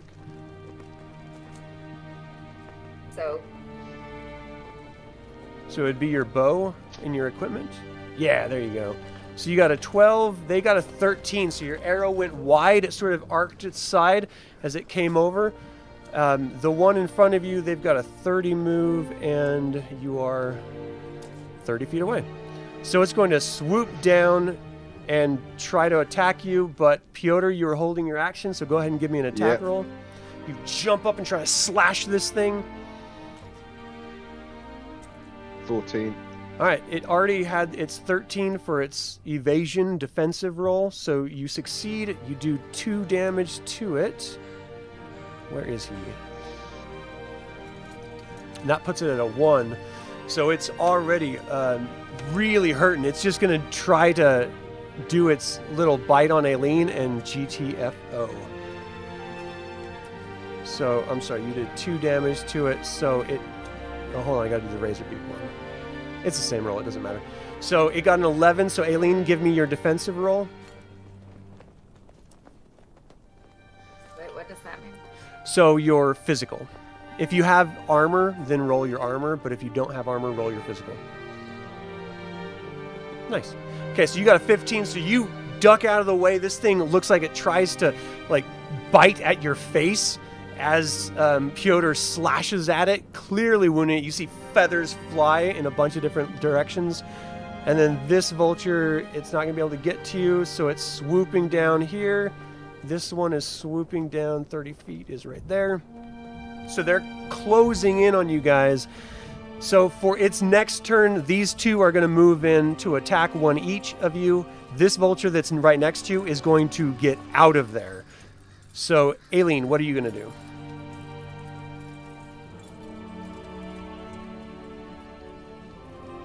I'm going to use my bow on Okay. this one that I see. And Piotr? I think. Do they get like a? Do you get like a? What am I trying to say? Like a free attack if I was to leave combat with this one? No, because And it's head trying to towards- disengage you guys. Okay, so I'm gonna run for the one that she's aiming at and try and stab it before. Anyway, see if we can take Right. one down. Okay, because it is moving down, so you're going to have to jump up and try to slash Oh at it. right. All right, no, I'll try and take out the one right next to us then. Okay, try to attack it. Because So it'll be you moving are after first me. before it goes. So let's start Yeah. there. So go ahead and give me your attack roll. It's going to roll its attempt at defense. Got a 12. Was the 15 your attack roll? Yeah, but Just 15 now? was my attack. So you slice it. You see the bird drop down after you smack it. It hits the edge of the cliff and just tumbles down into that crevice. Oh no, we were going to have chicken tonight. We're going to mix that with Bugger. the afterbirth. Damn Don't it. lose them. Aelene, you're next. Give me your attack roll. This thing is going to try to evade your arrow. So you got a 10. Man, you're not rolling great today. You throw your arrow out there, shoot it out there. It flies. It just ducks down underneath. And for its turn, it swarms straight toward you and goes to attack. So give me your armor defense. It got a 12 to attack. And with your 17, you duck out of the way as it streaks past you, just snaps its beak at you. So let's see, it was... so it's got like basically another 10 feet. So it starts climbing up again after it swoops down, tries to bite you, and goes back up. And then the second one is going to swoop down to Piotr, try to get you, and then fly up to here. So its attack roll on you. Go ahead and roll your defense. It got a 15 to hit. So you narrowly duck out of the way as it tries to snap at you. The wing swipes right past your face, Aelene, as this massive carrion animal flies right past and starts gaining altitude again. So at this point, Piotr, what are you going to do on your turn? I'm gonna shout to Aelene, let's get under the trees. And I'm gonna head to there under this tree and hold my action for when it gets close to try and stab it. Okay. And Aelene? I'm gonna run after him, but I'm gonna have my bow and arrow ready. Because you could move and mainly attack focused- too if you want. Okay, yeah, I'm gonna do that. I'm gonna attack that one. All right. So, Piotr, go ahead and move. They're going to... The one in the north is going to spiral around and attack Piotr. The one to the south is going to spiral around and attack Aelene. So, Aelene, you're going to trigger before they do for your attack. Piotr, go ahead and move to there. Good. Aelene, go ahead and attack. Yep. They're going to try to defend. Oh. Wow. Wow. I'm rolling really high lately. So your arrow flies off into the distance. Go ahead and move yourself to where you're turning to. And this thing flies around. So that's 14. And that's 25. So it's going to be able to get here. So Piotr, you're going to get to attack as it's attacking Aelene. So it already rolled its defense, which it was 17, which was pretty high. So your 9, mine was go to bad. swipe at it, and it just moves aside. It attacks Aelene. Aelene, give me your defense. It got a 17 to bite your face. Got your face. Oh, it got your face. You take 2 trauma to physical. Now, this is going to affect your physical moving forward as well. Your attack rolls and everything. So the second one is going to spiral around and attack Piotr. It's going to be down eye level to you guys at this point. Piotr, go ahead and give me your defense. It got a 13 to attack. 18. So you duck out of the way. It sort of hits into the branches of the tree, sort of flaps its wing, going crazy, and then it tries to launch off on its next turn. So, Piotr, you're up. What are you going to do? I'll try and stab this one that's on me. Okay. And Aelene? Is it too close to use the bow and arrow still? I mean, you could fire at point blank. I don't see why not. In real life, you can do that, so why not? So for the defense on Piotr's, Piotr, you just see it flapping around, and you just slice it right across its throat. It takes the Nice roll. 2 trauma damage, and it is hurting. So you triggered this one, so I'm just going to mark it red. The vulture that is on Aelene, go ahead and give me your point blank shot. It does a 14. So point blank, you do your best. I don't know what's happening with the rolls, but it just sort of hits a branch, and it sort of messes with your bow shot there. The vulture is going to attack Aelene and then try to fly off. Give me your defense, Aelene. Oh no! Oh no! You take 2 more physical. Does that put you down? Yep. Physical total, so. Yeah, not good. All right, and then so you just see exhausted from the pain, and you sort of drop down. This is where I said I didn't expect you guys to die, and here we are. No, I'm sorry. This one attacks Piotr before it tries to fly up. So this one actually flew up to its 30 feet away after it bit to circle back around. This vulture, it has 1 health left, and it tries to attack with that 1 health. So let me mark that down. Or 1 trauma, or a score of 1, I should say. So a 10, a 14, you easily avoid its attack, and it's then just does its natural arc of flying.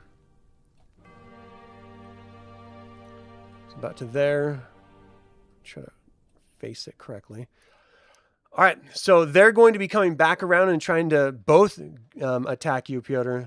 What's your plan? Okay. Actually, this one only has one trauma. It's going to just fly away from the pain. But this one is going to swirl back around and try to attack. You see that your partner dropped down of exhaustion and pain. Yeah, I'm literally just going to stand over her and shout it like, "Come on then, you horrible little chicken. I'll have you. Okay. I'm going to be eating you tonight. I've already killed your brother." So it's going to take its arc and it's going to fly down to attack you. So go ahead and give me your attack roll. And this one has no trauma. So now, is there Oof. a way I can do like a heavy? Yes. Okay, so we haven't even dealt with this as of yet, but it's going to affect your attack next turn. But what it does is it gives it's a -5 to your roll, but you would do 2 trauma instead of the base 1, which means with your weapon it would do 3 trauma. And you could one-shot this thing, but it gives you a -5 to your roll. So you have to beat its defense with a -5. Well, I didn't anyway, so. But do you want me to spend it? Because I probably would have tried to do it.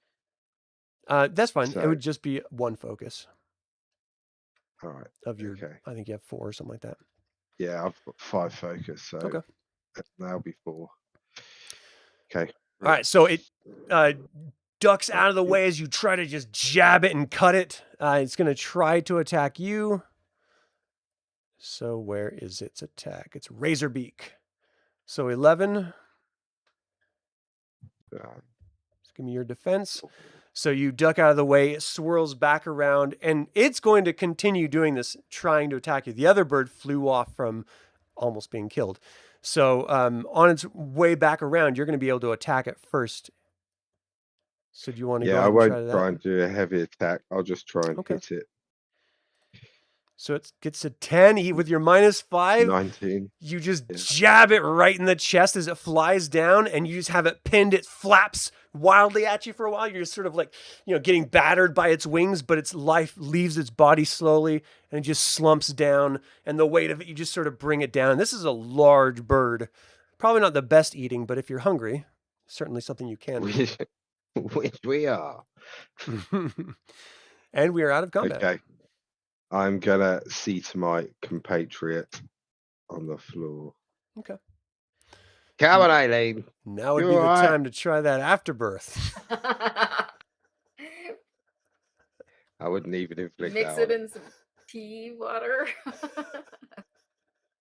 Just shove it in her mouth and like push her jaw up to chew it. This is going to work. Come on. Oh, where am I? Wakey, wakey. So it's going to take her, she's going to have to be healed somehow to wake up from the pain and just, the physical trauma that she's experienced, which either means someone has to externally heal her, or you're going to have to wait the 4 or the 8 hours of, just like a full rest for her to come back for that one point. Okay. Well, I've got no way of getting a healer really here, so I'll try and make her as comfortable as possible. Set up a fire, pluck my angry chicken, and start to see if the smell of roasted bird wakes her up. Nice. Am I able to think and talk at all? Yeah, I mean, you're not dead. You were probably unconscious for a while, but you'll come to. You're just too exhausted to move or do anything else. But yeah, you can talk. And can you please gather my arrows if you can find any? Just sure. Lose them. You fired them into the air, but I'll do my best. If you see any. Hilarious. Give me a mental check and let's see if you can find any, Piotr. You're doing your best, but you weren't even looking at her when she was firing most of the time. You were looking at the birds you were attacking, so you're not sure where she fired them. I'll come back with some obligatory sticks and Put a feather this in the it? back of it. Still has Go, leaves on it. It's got a feather on it. Hey. I've got loads of feathers here. You can make some new ones. Okay. How about that? I don't know how bows work. We don't Nice. use them in the sewer. I'm Yeah. supposed to be marking those, right? Yeah. Okay. Yeah. Okay, so you can, you rest for a few hours. If you want to burn, do your heal. It'll take you a focus. It's the only time you can do it that day, but you'll get 1d6 of your trauma back. Me? Yeah. Sure. So this is basic recovery. It's just a version of a quick breath. So it takes 10 minutes to rest, roll a d6, and that will, so you get 3 trauma back to your physical, and then 1 from the full rest that you guys just now took. So a total of 4. Okay. If you had 4. You never get more than you Yeah. get. Do you It get was any 4, focus? so. Do you get any focus back from the full rest, or is it? No, focus is a full day, and then you get everything back at the end of that full day. Okay, cool. So All right. back That's to all right. full health. So you guys have been staying on that pathway that they've been traveling because that's where you were attacked. You're still hearing every once in a while, like howls in a distance. So you know that there's other scavengers out here. This just happened to be the one that found you. So you should probably feel like an urgency to move. Like you're in the wilderness at this point. You need to get out of here. Yeah, we'll keep moving. Okay. I don't like it. Yeah. I mean, it takes Gnomes you don't do well. nearly until twilight before you finally see where this old church was. But as you sort of stealthily move up to this structure, if you can call it a structure, it is formally known as a structure. It's completely broken in. It's like if it was light inside, you could completely see through the dang thing. It just looks like a shack that's barely staying up. Some of it is actively, like the steeple is actively like falling down and laying on the ground and half on the building. I mean, the whole thing is in total shambles. You see the wagon outside. The horses, if you sort of skirt the perimeter a little bit, you can see they're actually tied up to a post at back, so they have a little bit of cover from the sun, and there's some hay out there for them and some buckets of water. So, but you don't see any people out here at all. You just see the horses, the wagon, which is empty at this point, and the big shack of a building. So when I say a shack of the building, let me show you on the map what I'm talking about, because it is a big structure. It's just in shambles. And again, we're at twilight right now. So you guys are at the south here.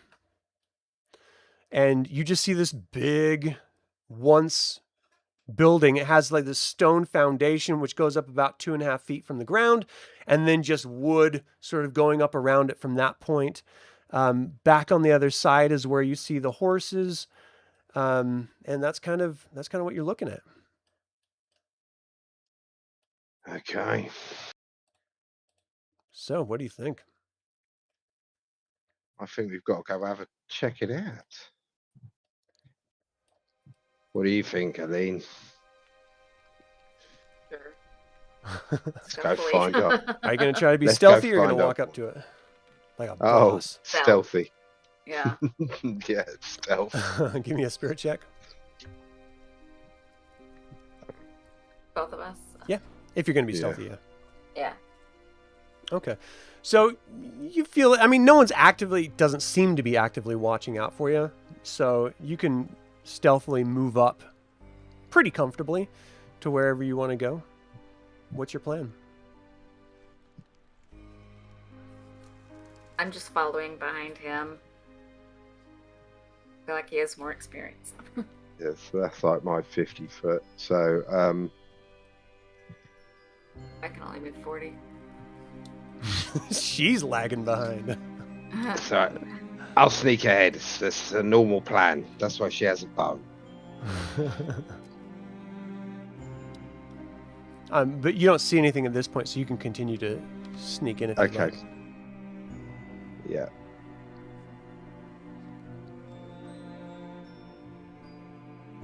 So I'll take it up to about this wall here, and then I'll start peeking around or this fallen gate area. Yeah. And just So, take my time, have a little look, give me a mental check. see if I see any movement. It does look like there's movement in the main building, but it's hard to see through the layers of the slatted once walls. So there's something happening in here, but you're not entirely sure what it is. You can hear a little bit of commotion and some low-level talking, but you're not picking up any words. I say we go round the back and round where that tower's fallen down, and we maybe release their horses. That'll get them moving, but have a distract them, and we can listen into the wall first, maybe. So I'm gonna try and head towards this broken, sort of dart across to this fallen tower, and try and head round that back area. Yeah. I'm gonna follow. I have a dagger in my hand just in case, but Okay. So you get back to that edge. You're going to have to move around the far back side in order to release the horses, if that's what you're wanting to do. Yeah. The wagon is actually staged right about here. I want to head probably towards the wall where the wagon is first, and try and listen into what they're saying. Okay. Try and hear what the commotion's about. Yeah. See if they sort of relay any of their plan. Yeah. Well, give me a mental check and let's see what you hear. You as well, Aelene.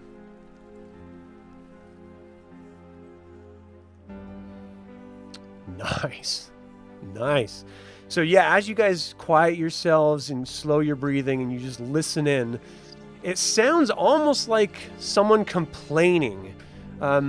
Something to the effect of, "Why couldn't I go? You know I was ready for this. I've been training for weeks. This is something I can do. I can lift crates. There's no reason." Like, calm down.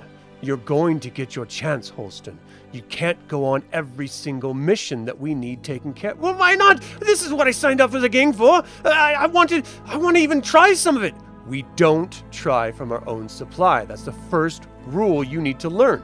We need to sift it and sort through it, put it in manageable package sizes, and then go sell it to the apothecary and to our spy contacts. That's how this is done. You need to understand. But why can't we just do it this quickly? If you're going to be in this gang, you're going to have to listen and understand that you are not in charge. I am. Do you get that? Oh, I guess so. Now go in the other room and start sorting. Fine. This is bullshit. And you hear sort of stepping off and a big sigh from the older person talking. Just, and it sounds like he sits down at something that sort of creaks wood. You said that you could almost see through it. Could we see who this man is if we look through the broken wall? You have to shift around a little bit to try to get a glimpse. And really what you're getting a glimpse of is crimson robes. It looks like he's completely decked out in almost like religious vestments.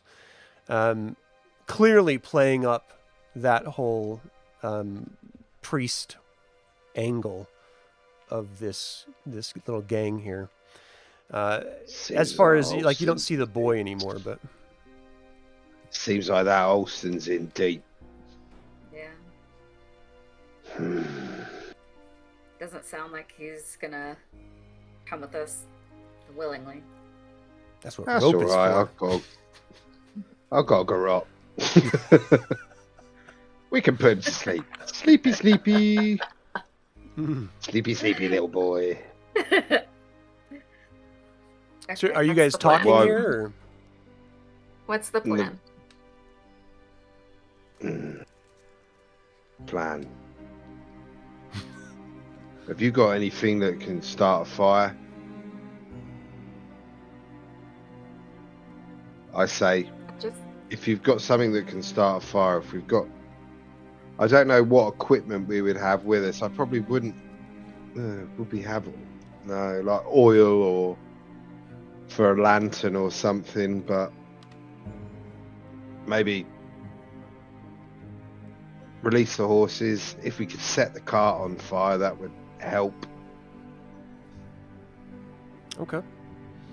Is that what you want to do? Something like that. Well, you're a tracker, so I think that you might be better at starting a fire than me. Do we really want to light the cart on fire? Well, I could release the horses, but then they're going to be like, oh, I suppose, yeah, we release the horses. Let's see what happens if we release the horses. But we'll need to find cover away from the cart, maybe.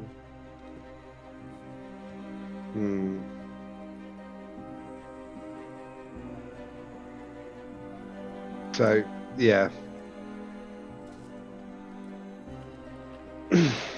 Yeah, let's release the horses, then maybe hide behind the cart, see who comes out. If we can get Holston away, that it seems like he's one of those sort of very eager beavers. Yeah. So if he's on his own, then I'd rather not get into a pitched battle with about 10 of them. But... Yeah. Yeah. Okay. Okay, so I'll let you handle the boy, and I'll keep an eye out. Does that work? Yeah. Okay. Yeah. I'll release the horses. Cut their tethers, smack them on their bum so they move, and maybe hide behind that sort of tree. Okay. So give me a stealth spirit check for your hiding. As you smack the horses, okay. they rear up and just and start just moving off into the distance. It's actually quite good. And you hear sort of scream like, "What the hell is that? Go check on the horses!" And you see one of the guy that you had choked out sort of come out. "They're running! The horses are running! I bet it's that damn leprechaun again! I'm telling you it's real!" Sorry, I don't have them right later. And so everyone is sort of freaking out. "Go get the horses! You stay here!" And you're just hearing this sort of shouted. People are just running around. So 3 people run after the horses. And you hear a more calm tone, that older gentleman. "How about you and Holston go outside and check and see who loosed the horses?" "Oh, that's a good idea. Yeah. Franz, you stay here." "Okay, sir." So there, you see some other people coming around. They're going to search. So let's see if they can find you. We got Holston here. And then we have the gang member. I don't know why I rolled physical. I was supposed to roll spiritual. Jesus. Oh my gosh! So Holston doesn't really see anything. He's sort of watching the thing go away. The horses run away. This other guy walks around the corner. "What the hell? Hey, right here! We got some people right here!" So we're at initiative. Piotr, what are you going to do? Oh, this little bugger's getting a blade straight away. Just rush forward and cut him. Yeah, just rush forward straight at him. Okay. He's going to pull out his club and try to knock you with it. We've got Holston, who is operating at the same time as the gang member, and Aelene. Aelene will be first because she's the hero. Holston is going to run forward and try to help his gang member against Piotr because he hasn't seen anyone yet. Aelene, what's your plan?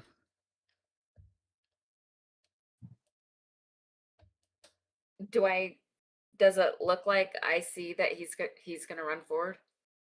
Yeah. I mean, you see all of this is happening. He's like, "Hey, there's someone here." And so Holston turns around to look to where he's looking. So he's clearly going to engage in whatever's happening there. So what is it that you're going to do here? I'm going to try to intercept and try to keep him contained out of the battle, but What does that also mean? Are you going to try to super grapple him or like- what? Yeah, Okay. just- So you're just or, going to run you up and know. try to grab onto Holston? yeah. All right. Well, Maybe Piotr try is to muffle him. Piotr is first. So I let's don't know how much will help, but let's have you do your attack on the gang member. His defense was poor. Oh, hold on. That trauma should not be there. Let me roll that again without the trauma. Ah, So he defends off your attack, and then Aelene, you rush toward Holston to grapple him. So give me a strength check as Holston's going to try to avoid. Wow, you just run forward and grapple onto him like, be quiet. Do you say anything to him? yeah, we're here to help. Your parents are worried about you. My parents? I'm a grown man. Get off me, woman. All right, I'm so just gonna keep a hold of him. yeah, It's okay. It's okay. the gang member is going to attack Piotr with his club. Oh my gosh. Ooh. Go ahead and give me your Jeez, that would have been a great defense normally. So you take 2 trauma from the gang member, just smacks you. I've got the leprechaun! He's calling out. Holston is going to try to break free, so it's just physical against physical. So go ahead and give me your physical check, Aelene. 10. So he breaks free from you, and he's going to run. Actually, here, I'm going to have to move you over to where you grabbed onto him. So he's going to run and sort of bust through an old door in here.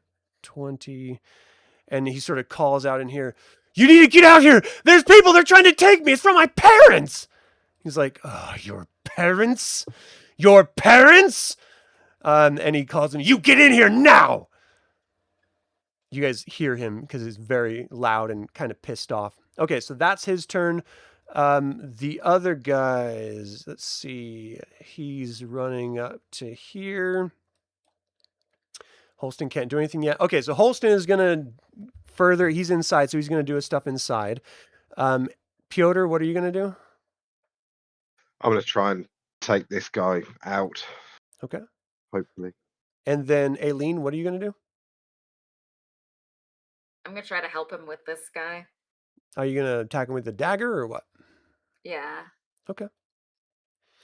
All right. So let's get that going. He's going to try to attack you back, obviously. If she's going to attack with me, then I'll hold my action until she's over, and then I can use a focus point to do a heavy intensity attack without the penalty.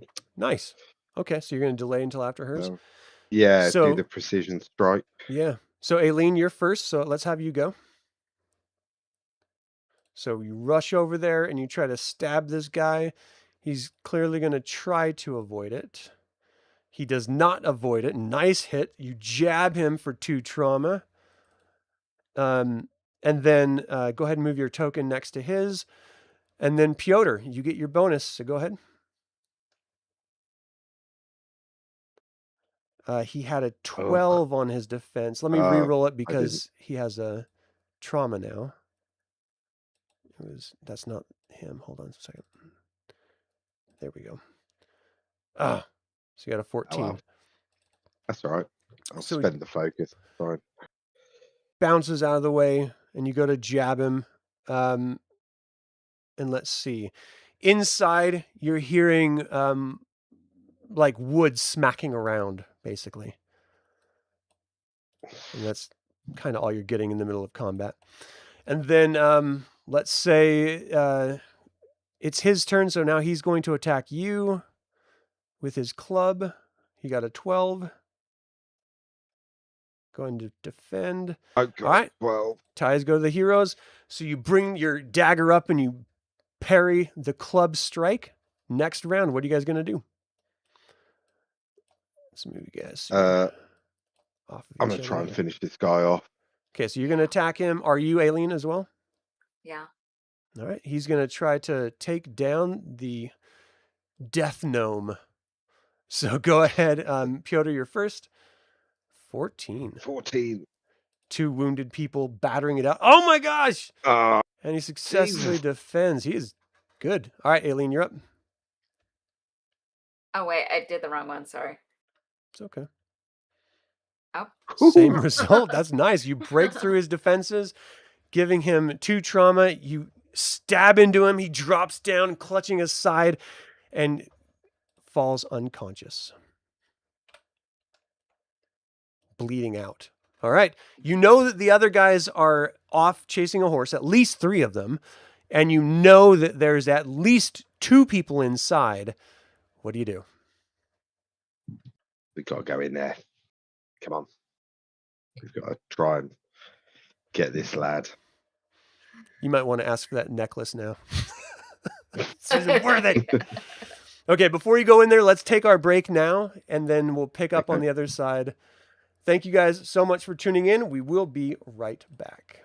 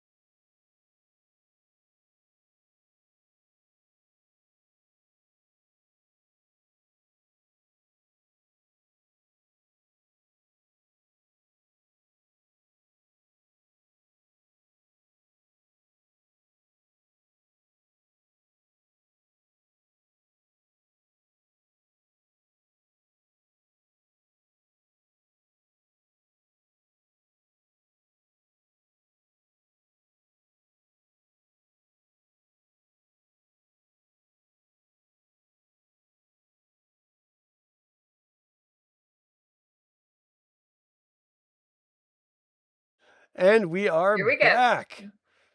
Back in the saddle again. All right, so you heard some sort of wood banging around inside. What do you do?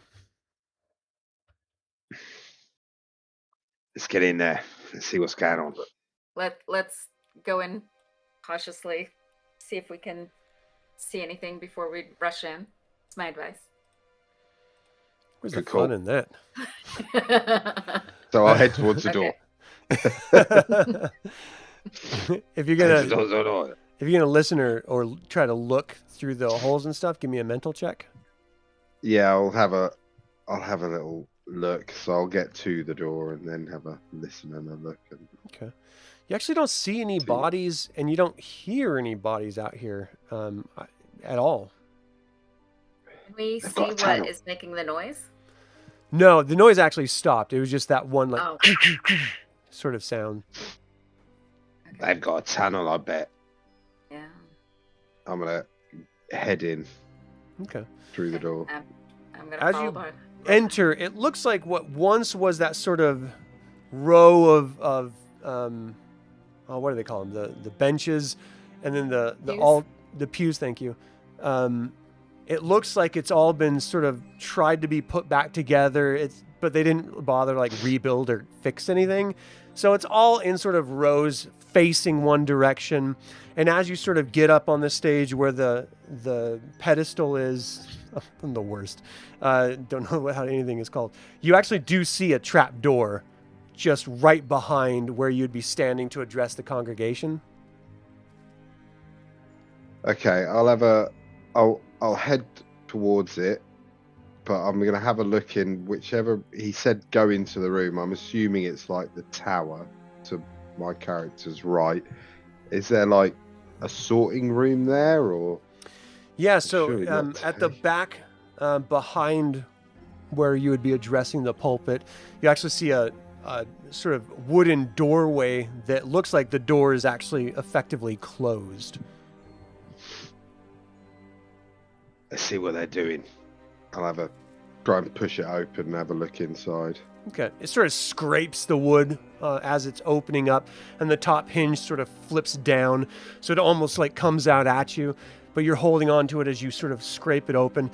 It looks like there's some sort of like padded bed that was put up here that people could crash out on. There doesn't seem to be any personal effects or belongings or anything, and otherwise it's empty. Jesus. By the gods. There does What are seem they to be up to? ladder that goes up to a second floor in that little tower, back on the Do you want to check? back side of the actual door. Should we check it out, or should we just get after them? I think we should quickly check it out. Okay, I'll nip in there and start climbing the ladder just to see what they're storing. Okay. So you start climbing, you look up, and up here it looks like there's another little bedroll, but it doesn't look like it's been used in a long time. Completely dusty and dirty. You see some cockroaches sort of scurry as you pop your head up and look around. The moonlight that is in the sky is sort of breaking through the holes in the roof, sort of illuminating this area, which is how you can see all those cockroaches and stuff, but otherwise it's also empty. Jeez. Okay, slide down the ladder and head towards the trapdoor. So you see the trap door. It looks like there's a doorway opening off to the other side of the building. It looks like there's a doorway that goes to what you would presume would be the entryway. These sort of double doors at this far side here. The room that you had came in had an open doorway. This room that you sort of passed through, it looks like it's probably at one time been some sort of like kitchen prep or food prep area. There seems to be a little bit of like sacks of sort of oats and some pots, and you can see what is now clearly a cold little oven area where they were putting a little fire in to try to cook some sort of food or something, but nothing really remarkable in that area as you are passing through it. So the unexplored areas are going to be the trap door behind the altar, this doorway here and the double doors directly in front of you. I'll check the back door if you check the double doors, yeah? Let's make this quick, because I think they've gone down that trap door. So I'll head over to there. I literally just open it, have a look inside. So you open it and look inside, and there's a bunch of small sacks with that big crate. And inside that big crate is this sort of purple, glowing, sparkling powder. Do I have any inkling of what it is? Give me a mental check. Now, if I That's 6. think I can spend a focus to make it a 6, but it's already a 6, so there's no point. So it's 12. Yeah. It clearly looks like some sort of illicit drug, but you're not familiar with it. They're transporting drugs. Do you know what this is? Aelene? So, Aelene, as you open up the double doors, you look in. It looks like this was also used as some sort of place where people could crash. There's little sort of sleeping mats on the ground. You see a pair of boots and a couple changes of clothes in here, but the front door looks like it's been barred with wood beams. And in here, it's really just the spare clothes and it's like another sleeping area. And I heard him call me, so I'll come over here. Okay. Give me a mental check. Yeah. Yeah, you're not familiar with what it is, but you can make a fair guess that it's drugs. Or some sort of expensive alchemical component. Okay, I'll take like a pouch worth of it. What do you want to do with it? Should we set it alight? Ooh. This is a running theme with me. Could be explosive. Maybe not here. All right, that's a trapdoor then. Okay. So as you go in and grab it and sort of put it in a pouch, a little bit sort of puffs up into the air. Give me a mental check. Both of us or just him? 13. I don't know. Were you right next to him when he was doing it? No, I stayed at the doorway. Okay. Good answer. So as you do that, you sort of inhale a little bit, and your brain feels. Have you ever done cocaine? You don't have to answer. No. So your brain just like turns electric. You're just like alive and awake. Just okay, we're ready. We are ready. You feel really great. Let's go get these guys. Trapdoor! By the power of Grayskull! So where do you go? What do you do? Let's get underground now. I'm glad I got a pouch of it. I might need another one. I start talking very quickly now from this point on. Oh my god! Okay. I feel like at this point, I'm just going to be trying to keep up. Are you going to try to quietly open the trapdoor? Or are you just going to like throw it open and jump in? What's your... Oh, yeah, let's try. I'll try and be quiet, but I'm currently very excited about this whole experience. Okay. So, Stealthy. go ahead and give me a spirit check.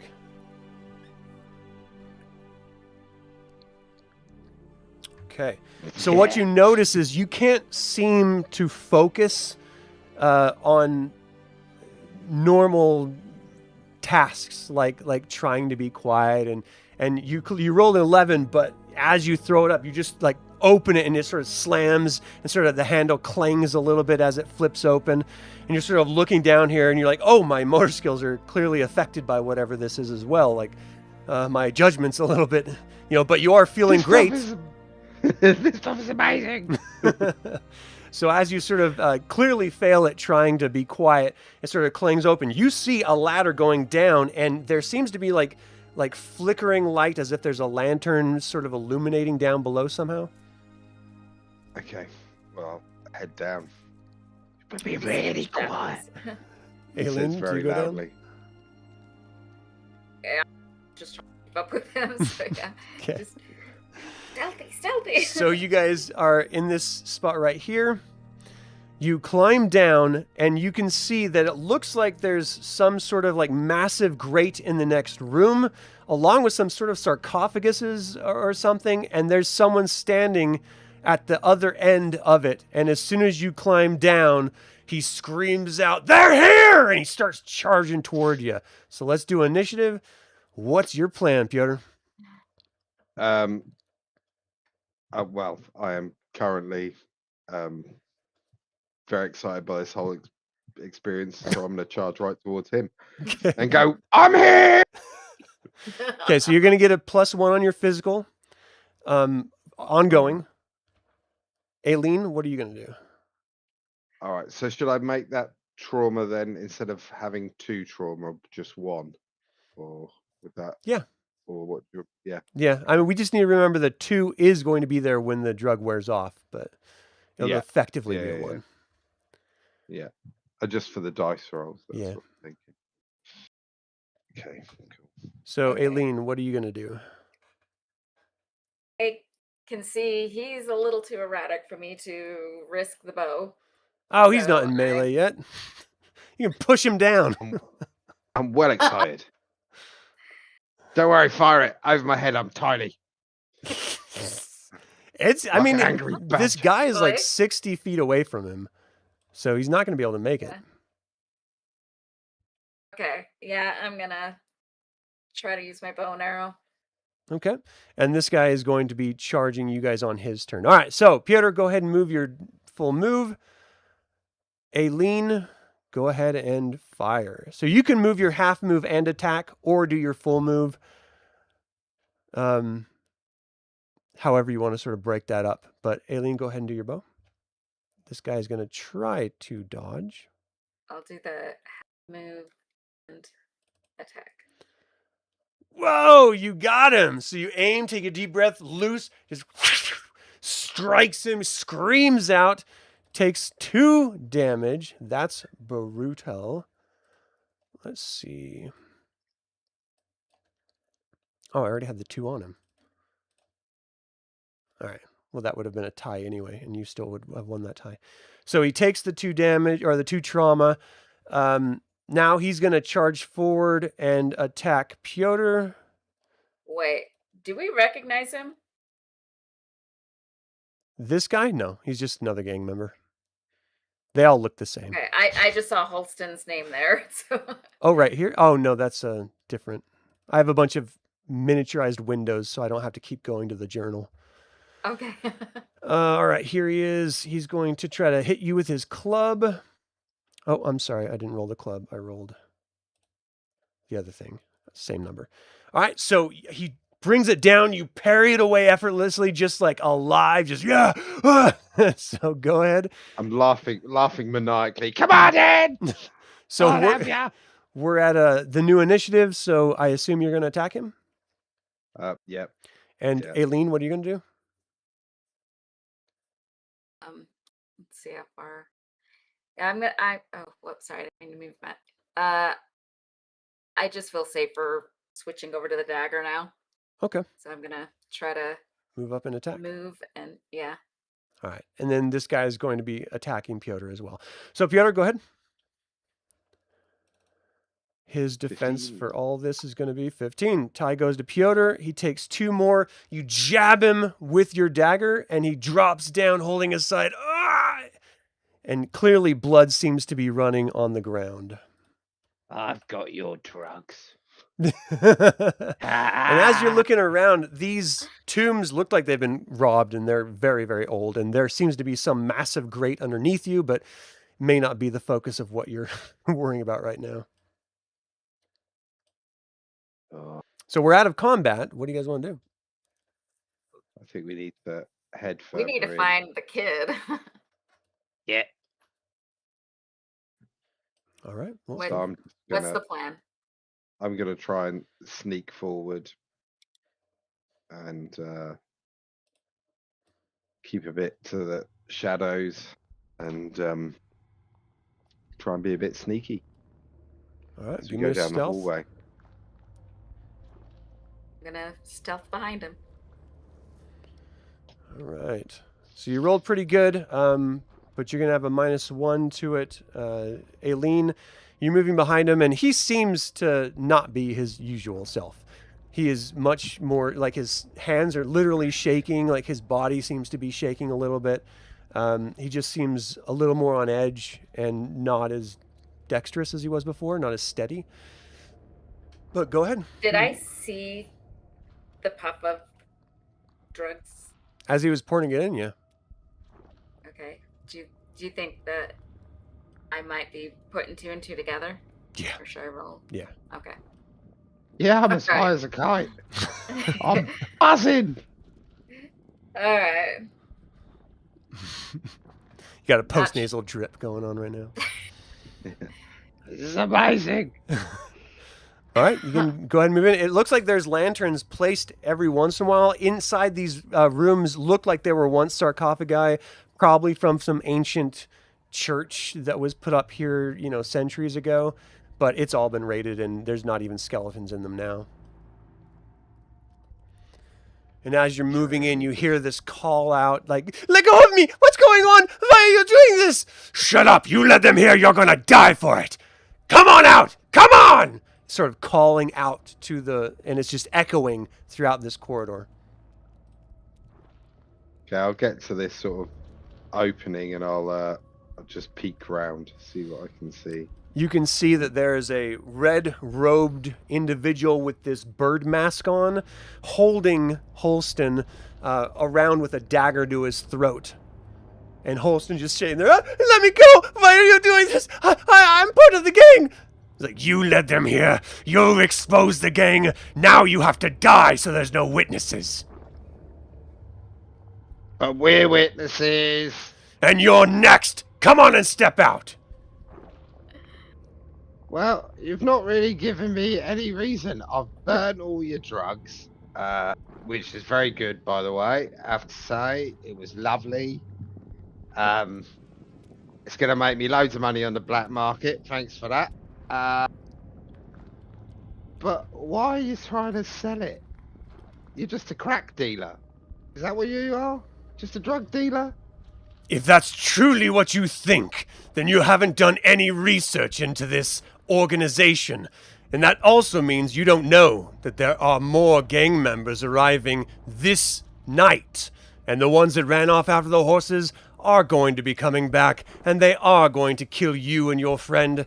Yes, I've heard about your pretty little friend. Seems you made quite a little stink at the docks. I'll step out. Yeah, I am the angry gnome. Where's your little friend? then. She doesn't want to join the party? She's really good with a bow. She's got you in her sights probably now. She'll probably be about ready to shoot you in the head. I suspect she'll hit our little friend here first. He sort of pulls him up in front of him a little bit more. He takes a couple steps back. "You see, I just wanted to see you down here to make sure that you were trapped. And my drugs are perfectly safe. You may have your taste, but that's how we get people. That's how we get secrets. That's how we get information. We give you a free taste, and when it wears off, you're going to want more, and you're going to find me, and I'll sell it to you for secrets. Do you understand how this works now?" Okay, I'll keep slowly moving forward towards him. Now, how about you explain it a bit closer? Come on, then. Just move in a little bit closer. You're almost there. Not really.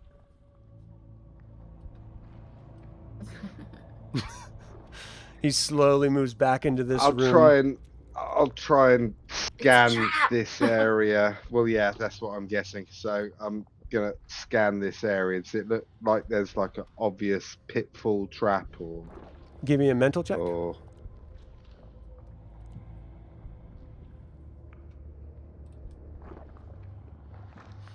Yeah, as you're scanning, 16. you're looking around, you hear him laughing a little bit, but you don't see anything.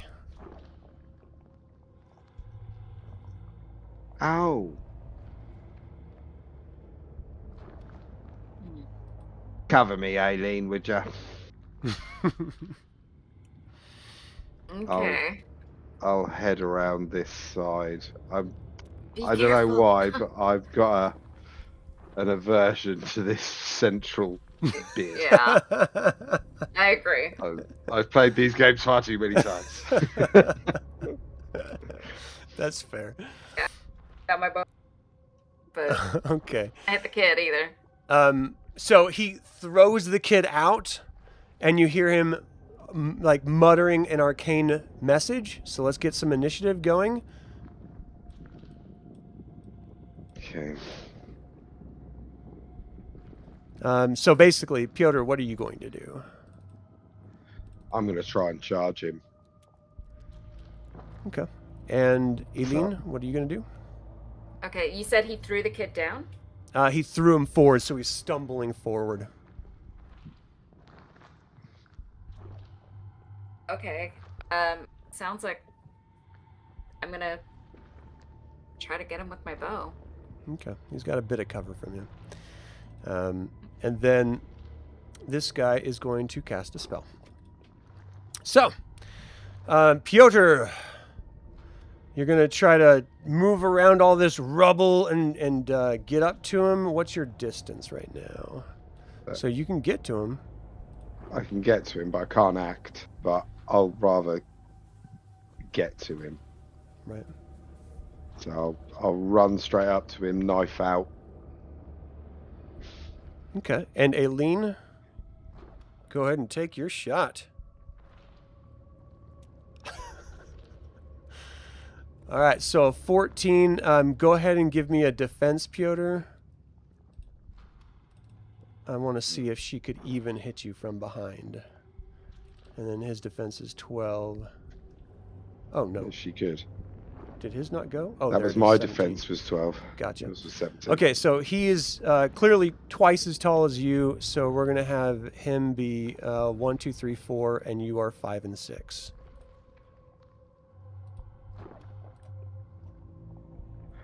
Ouch. So you take 2 to the back. From me? Yeah. Yeah. Cheers, love. Jesus Christ. Awesome. Are you glad you're on that Every drug right game, now? every game this happens. Doesn't matter who it is. All right, so you do your best. You loose it. It flies forward, hits Piotr in the back. This guy continues casting his spell, and you just see swarms of midges fill this entire space, extending out to this. Well, I guess I can ping it. From here all the way to here, Piotr, you're actually outside of the boundary of it.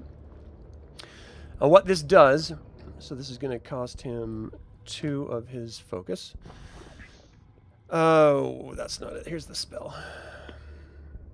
It summons a cloud of biting midges. Anyone inside this cloud takes a -2 to all mental and spiritual rolls due to the extreme distraction. And the biting, you get 1 trauma from. Okay, wait, how do I log that? So you do 1 trauma on your physical, and then the -2 trauma to mental and spiritual.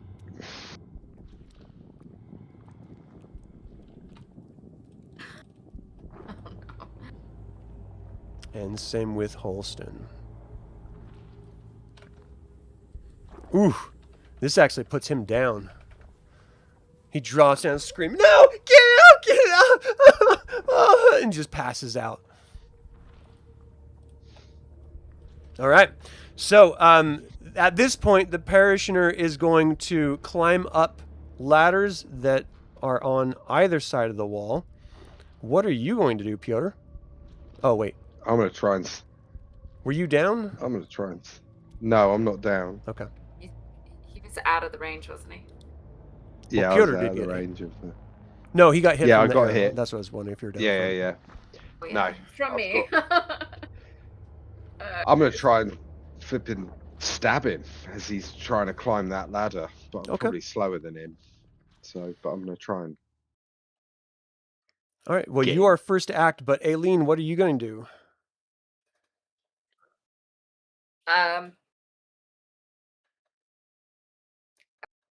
Like, I would be just kind of mindlessly running, trying to get out of this. It's pretty intense, isn't it? Yeah. Okay, yeah. It's just I'm gonna, swarms of insect midges, just bzzz, like tiny little flies like, flying all over. swatting, trying to hurry and Get the get kid! out of Get the kid! Let's get out of here! Get the kid! Okay. So are you Yeah, I gonna? hear that. I'm gonna Okay. try to like grab his collar as I pass him and try to drag him and run through best I can. Okay. All right. And so let's go ahead and start with Piotr because you are first. Am I still first? Because I've Oh only yeah. got What two is your physical what's left. your active score right now? My active physical's 2. Okay. So Aelene, what's your active physical score? Your score minus your trauma. 3. 3. And his is 4 for physical. So he's actually going to go first. So you see him just climb up, laughing maniacally up the steps. He gets to what looks like a hatch that he throws open, and he starts moving out of the hatch. Then Aelene is next with your 3. So go ahead and move and do what you were going to do. Oh, actually, my move only takes me to there. Okay. So you rush oh, wait, forward. No, my You're trying move to. is less. Sorry. It's okay. Okay. Trying to search So for what- the kid through all the mess of insects, just like doing your best. Piotr, you're going to have to do your full move to get up the ladder to attack him. So you're not going to be able to attack him other than just chasing after him if that's what you want to do. Yeah, I'll just chase after him because I'm thinking going back is pointless because that's where they're going to come from. Right. So yeah, I'm just there's going to all try the and bugs. chase after him. Yeah, and there's the bugs. Okay. So basically, what he's going to be doing is slamming the door on his turn. You're going to be trying to go up and through it. Yeah. And then Aelene, you're going to try to grab the boy and go up. Okay. Yeah. So he clearly goes first. So as soon as he gets up, you hear this slam. It sounds like metal on metal. It doesn't sound like wood at all. As you hear that slam, you hear this sort of like shh sound, like a sliding sound. Aelene, you're up next. So you can find the body through the midges, and they're still just swarming, almost completely obscuring your vision. But like the fog, the closer you get to something, the more you can see it. So you finally, get up to this kid, grab him, and you start dragging him to where Piotr's voice is. Yeah. You get out of the whole swarm itself, and you turn around, and it's just a wall of just biting insects. It's just crazy. All right, Piotr, you're up. Okay, I'm gonna try this door. This You climb up a couple thing more is- things. You try to open it. It's clearly, it like jams. It sort of jostles a little bit, like click, click, click. But there's something clearly holding it shut. Is there? I know, like I'm basically like a thief. So is there any way that I've got knowledge of how to jimmy it to get it open, or like, Yeah, give me a mental check. Okay.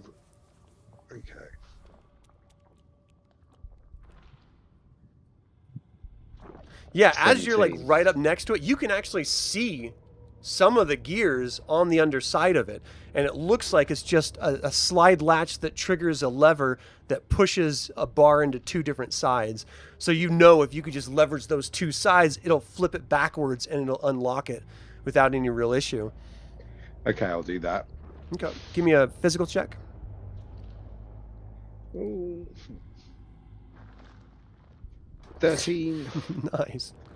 So you grab it, it takes you a minute, you're like, "Argh!" and then you hear it slide, just, and it slides, like unlocks. You sort of push it up. Fresh air sort of flies in. You didn't realize how stagnant it was down here until that night air hit you. And at this point, we're out of initiative. Aelene's down there with like an unconscious Holston, and are you gonna push this thing open and look what's out there, or what's your plan? Yeah, I'm gonna push it open and make sure the area is safe. Hopefully the guys run off, Right. but try and make sure it's safe. Okay. As you open it up, you actually see that you are like right off over in this distance probably like 10, 20 feet to the left there.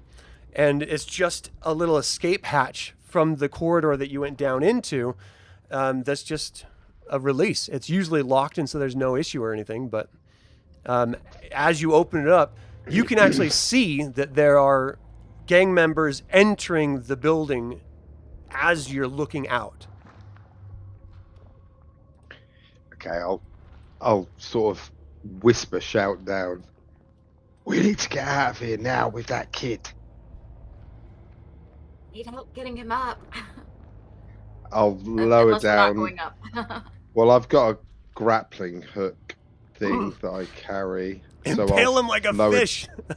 So I'll lower down the rope that it's attached to, and Tie it around him. tie it around him. You can come up and help me pull him up, and we'll get the hell out of here.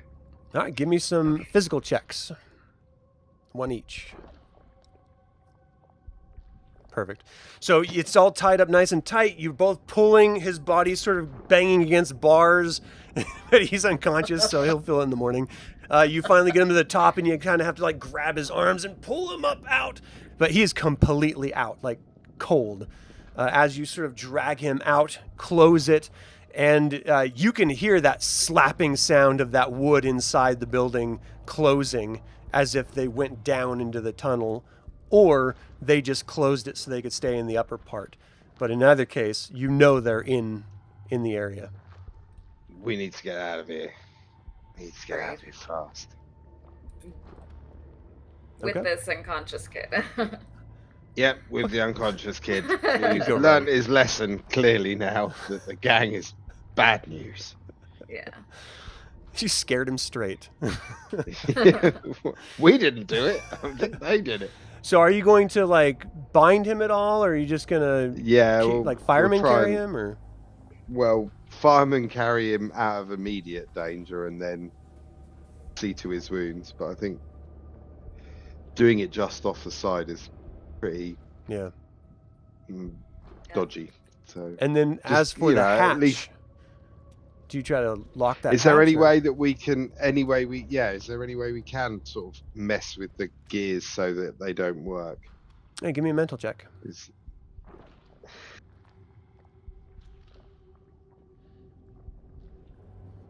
Yeah, you 13, figure but you I'm can gonna- probably figure something out. If I do something, I'm going to spend a focus anyway, and convert that 2 to a 6, so it'd Okay. be like a 17. Yeah. And I'll just so I can get it done with a bit of speed, Yeah. like actually just find the main gear and just wrench a couple of teeth just out of it or something. Twist it and then just break the lever off or something like that. Yeah.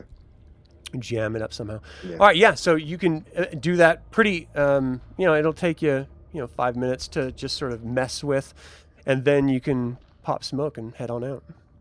Yeah. Yeah. Let's go.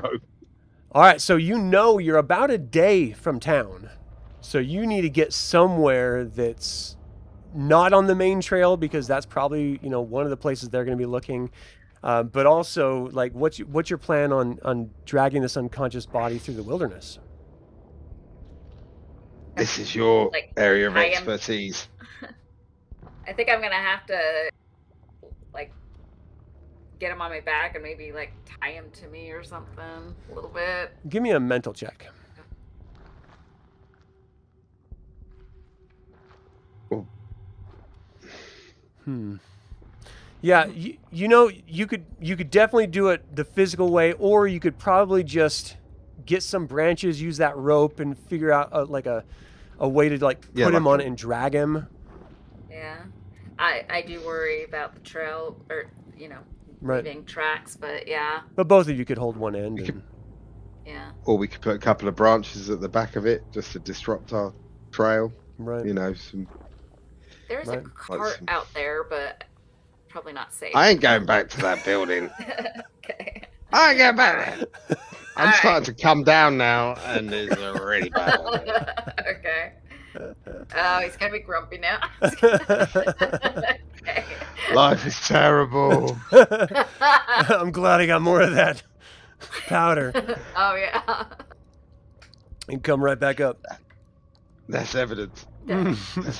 I'm not going down that road. This is how I got into this line of work. Right. Smart. Okay. So we'll put something together. All right. Give me a spirit check just to see how well you put it together. Do I? Oh wait, do I still have that disadvantage now that I'm out of the gnats? No. Oh, okay, so I can remove. Yeah. Those? Not the physical, because that was physical biting, but the other two Okay. that were -2. Let me re-roll. Ooh! Ooh! There's the Aelene we know. All right, so you put together this great little rig that has like bushes on one end so that when you drag it, it sort of like, shakes the bushes around on the ground, sort of obscuring the trail. And it's like bound so he can just, relatively, comfortably rest on it as you both sort of drag it off. You're moving a quarter of your speed as you're dragging this slowly, trying to keep him on it, and of course evade sight or sound. But you can hear there's active, and you actually do hear that hatch like and like muffled from within, like screaming and stuff as if they're trying to open it up and can't figure why it's not opening. Eventually you get far enough away that you no longer hear anything, but clearly they're not going to be able to stay there anymore if you guys obviously got out alive. They're going to have to move their operation. And the parishioner, the main leader, saw you. And so that could come back and bite you in the tuchus at some point. But you came out here for the boy. You have the boy. You travel until, again, it was nightfall when you guys got there. It was twilight. So at this point, again, it's just that middle of the night situation where you have to find somewhere to rest. Go ahead and give me a spirit check to see if you can find a good spot. Okay, yeah, you find it's not great, but it'll do, in a pinch. The kid starts like opening his eyes. He's clearly weak. He's mentally and spiritually completely drained.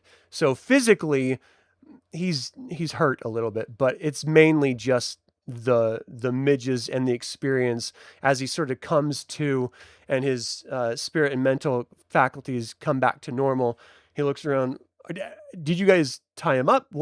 How'd you keep him on there? Yeah, we probably lashed him to it so he didn't want him to fall fall off. off.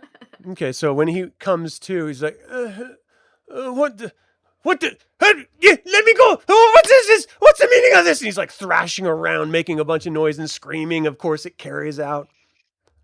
Holston, calm yourself. How do you know my name? Who are you? Oh, you! He looks at the girl, at Aelene. You, my parents! My parents! Now I'm marked for death. They'll kill me for sure. They know where I live. They tried to kill you, didn't they? Your parents is what you should be worried about. Because of you!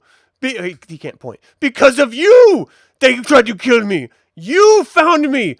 That's why. I could have been happy living in that gang. Yes, a gang that would kill you at any point. Yeah. One of those gangs, those really nice, friendly gangs. I know. You're trying to twist this around. It was all you. You're the reason. Oh. No, you got in with a gang of people that sell drugs for secrets. You're trying to sell out the country. Oh, please. What country? The country is already taken over by the Witch Queen. We are all subjugated. So you're going to help him? I'm trying to carve out my own space. Like every good man is supposed to do. Like you're doing by kidnapping boys. Well, when you put it like that, it's a bit dodgy, isn't it? You could also term it as rescuing. Yeah, you can't see it now, but we're saving you.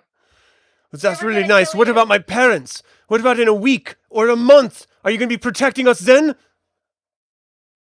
Oh, I'll go back and kill them all. Day at a time. We've done a few of them. See, you were with a bad gang. They were bad. They were poor. They had Everyone is no bad. style. It's a matter No of finesse. perspective. They didn't care about you. No, your I don't mean parents bad did. as in evil. I mean bad as in ill-trained. A poor outfit.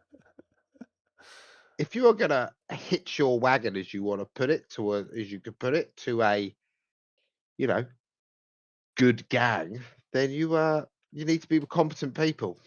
And unfortunately, they were not competent. I mean, they Well, got that don't muscle, turn on you sure, like that. but What? no loyalty. You have something? Well, you know, we're independent contractors. What does that You don't have mean? to go. You know, we're independent contractors. We do work for ourselves. There are Yeah. more things going on in that city, Sunshine, than just a bunch of dudes dressing up like bloody priests. I mean, that is old. You That's don't one of the oldest understand what tricks they to do. really were. How deep, was- how big that gang actually goes. It is much bigger than Well- just selling drugs. Yeah, they buy secrets, sell out the country, Right, isn't it? That's but what it's I guess. much worse than that. It's how high it goes. Oh, we are in How trouble. high does it go? I don't know way everything, of to the- course, I'm new. But I know there was secrets, people within the Triumvirate itself. Ooh. That sounds very dodgy, doesn't it? You're gonna Certainly need to dangerous hide. now that I'm on the outside of it. When I was on the inside, I was safe, and I had protection from my family. Well, you weren't really that safe, were you? Not when you came around. Don't you see this?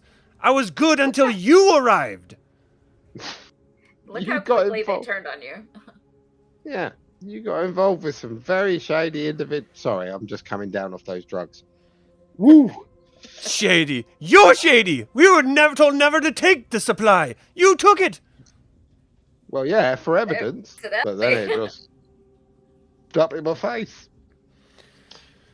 Oh, I don't think you know And what you you're have dealing- there. and If I you're were you, I dealing would with- not show that to anyone. Do not let anyone What know is you it? have it. What is it? It's illicit. It is illegal. You'll be seen as an importer of drugs if you show anyone that.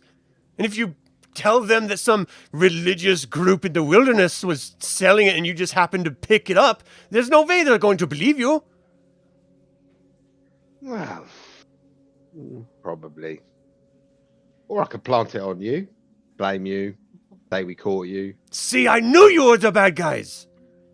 Well, yeah, I'm not good, but you know, not exactly bad. At least I'm not a traitor to the country, eh?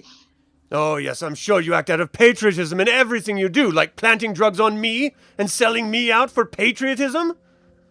No, Like, I've look, just all I care about is the safety of myself and my family, and I had it until now. And now I need to get back to my family, and we have to leave Trinicius. We have to leave now.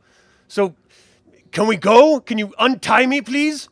I've got to get out of here. Our lives are in complete danger. You know, whisper to him, do we trust untying him? I don't trust anybody really. I trust you. He's like, the more I I look at don't you, I'm trust starting to him. question this arrow in my back. Yeah. Oh, fine.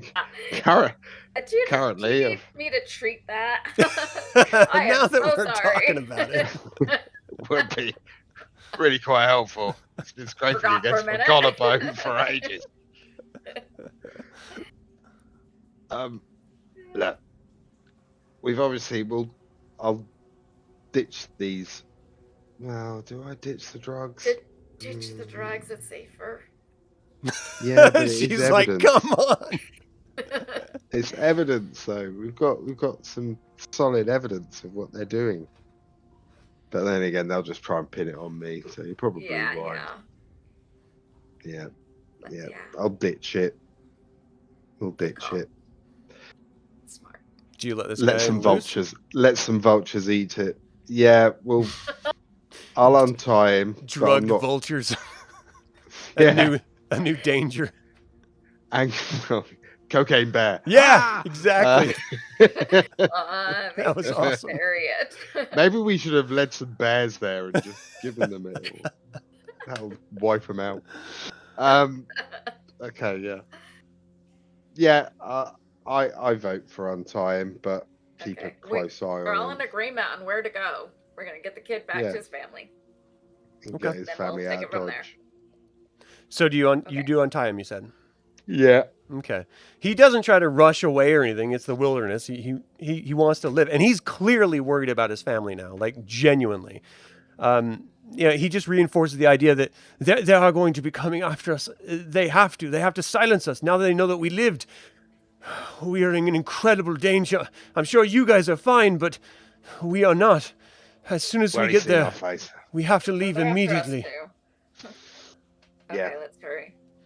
Let's get out of here. So do you travel through the night? Well, I think that they're going to have time to relocate or sort out their operation. But yeah, I think while we've got a head start, we keep it.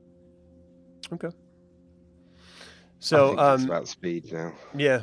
As you guys are traveling through the night, just go ahead and give me a physical check to see about the endurance drain.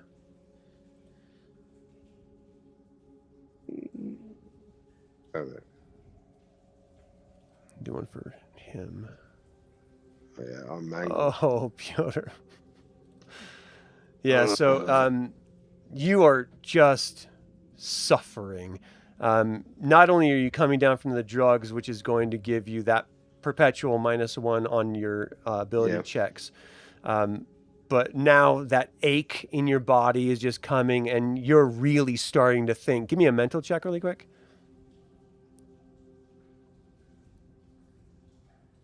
Okay, you're fighting it, but you have an urge to go back and grab those drugs again. Like, you know that you could use it just to get back to the city, and you would only use it for that, and then you would throw it away as soon as possible. And the more you think, you're like, no, that's how it gets me hooked. You're like, you already feel the addictive connection as you're wrestling successfully with wanting to go back and get it, and justifying the reasons. But yeah, you end up fighting the urge and not.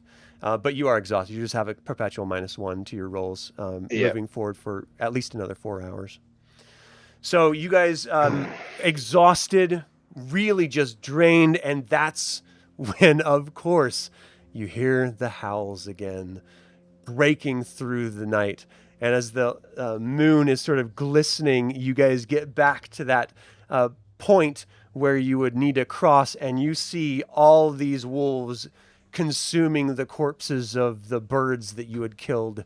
And it looks like the two that flew away have actually been caught as well. And they're all sort of in this little area. And as you approach, you see one of the wolves turn and just sort of hunch down, and its hair on its back stands on it and just does that deep growl at you. So you've got a pack of wolves in front of you. Only one of them seems to be looking your direction. Oh, let me grab his. Where is he? Oh, gosh, where are you, Holston? Let me show everyone here. Nope. You go to the token layer. All right, and then let me grab these wolves. Oh, gosh, where are you?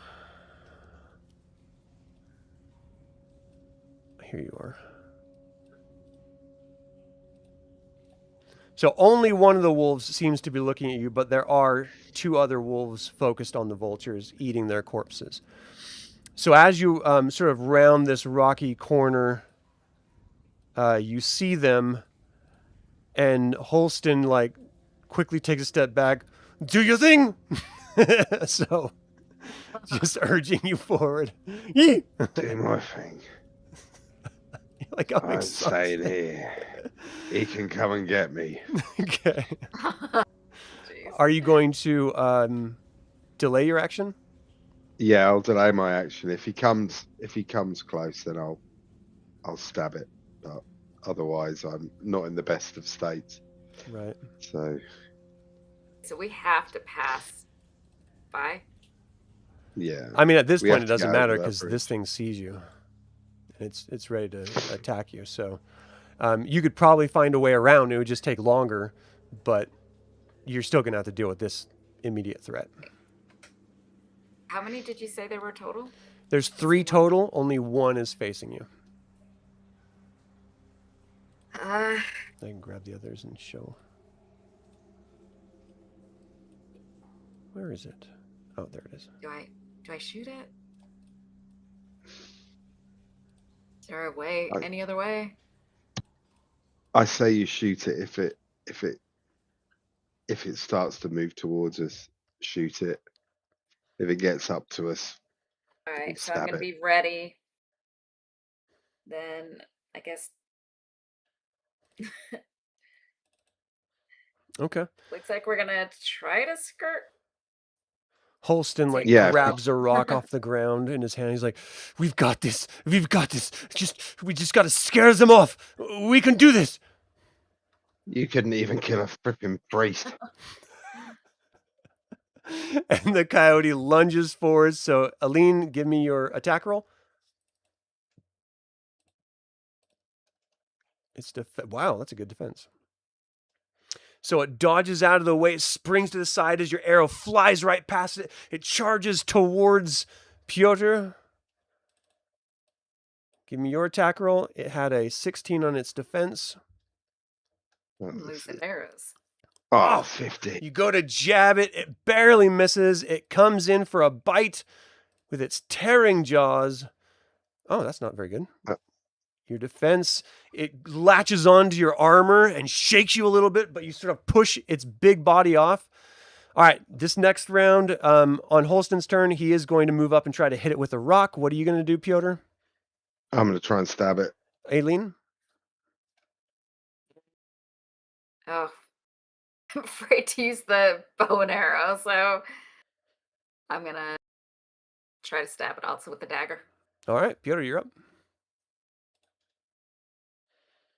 13. Its defense is 18. That's a high defense, too. Oh, no. So you go to jab it. It lunges to the side. Just Aelene, you're up. So you move up to stab it. Oh, oops. You have to beat an 18. You go in with your 16 and try to jab it, and it bounces to the side. Holston rushes up with his rock. Come on, Holston. And it's just dancing back and forth, not able to hit. All right, so this time it is going to turn over to Aelene and latch forward with its tearing jaws at you. 14 to hit. Give me a defense roll. Oh, no! You take 2 physical damage. Can you reroll? What do you mean? As a human, you can. This. Yeah, there's actually a function called. Yeah, I can't remember. I don't remember what it's Normally called. I would burn. Oh gosh, where is it? You burn a trauma and you can reroll 1 dice, and I'm trying to find it, and I'm not seeing it. As a human. Oh, you're using your human ability? So combat mastery when doing attack, intensity, defender, adaptable. Once per session, you may use the burn to reroll a die without taking 1 trauma. Nice. So yeah, you can reroll 1 d6 and replace that spiritual of 1. So just roll a d6 from the left. It's a free action for you, so yeah, I would definitely do it. Perfect. So +5, that's for 14. And ties go to the heroes. So it moves in to attack you, and yes. You dodge out of the way. All right, now what are you guys going to do? Continue? The same thing? Damn it, damn it, damn it, damn it. Everyone's just trying to pound this thing, and they... All right, Piotr, you first. It's going to roll its defense physical. Oh my gosh! Jesus Christ! Oh my gosh! All right, Aelene, come on. The John Wick of coyotes. The toughest animal around. All right, come on, Holston. You got this. Comes in. Oh, that was close too. Close. Comes in with his So rocket, good. That tries would to have been a bash good roll. him. He's gonna do his burn. He's human too. Let's see if he can. Nope. It's not gonna change anything. All right. Well, he tried. I'm gonna start using focus in order to do this stuff. All right. The coyote is now going to turn towards Holston and to launch its tearing jaws at him. Oh god! Wait, where Holston. does that 4 go again? The one I rolled? It would have replaced one of the 3 6-sideds if it was lower than a 4, okay. but it's not. So, let's see. So Holston's got to defend. Oh, go Holston! Why couldn't you do that with the hit? So he dodges out of the way of this massive claws striking out at him, and we're back with you guys. So, if we're just going to rinse and repeat, Piotr, you're up. 14. Right. Physical. Do you want to take a trauma and re-roll a die for the burn? Yeah. Go on. You got a 3 that you might be able to replace. Yeah. What would the trauma be off? Could it be off anything? No. It Is it a physical trauma? Yeah. Yeah. No, I won't because Okay. I'm so low that if Gotcha. I did that, I'll be nearly dead. Right. All right, Aelene, you're up. You have to beat a 15. Oh man. Your body is exhausted from moving out through the night, and you just can't see a way out of this. Here we go, Holston. Oh man. The coyote is going to move on to Piotr again. Yeah. Just making the rounds. 12. 12. Nice. Like, All right, Piotr, you're up. We can do this. We can do this. Come on. No. So you got an 11. It defends for a 16. Jeez.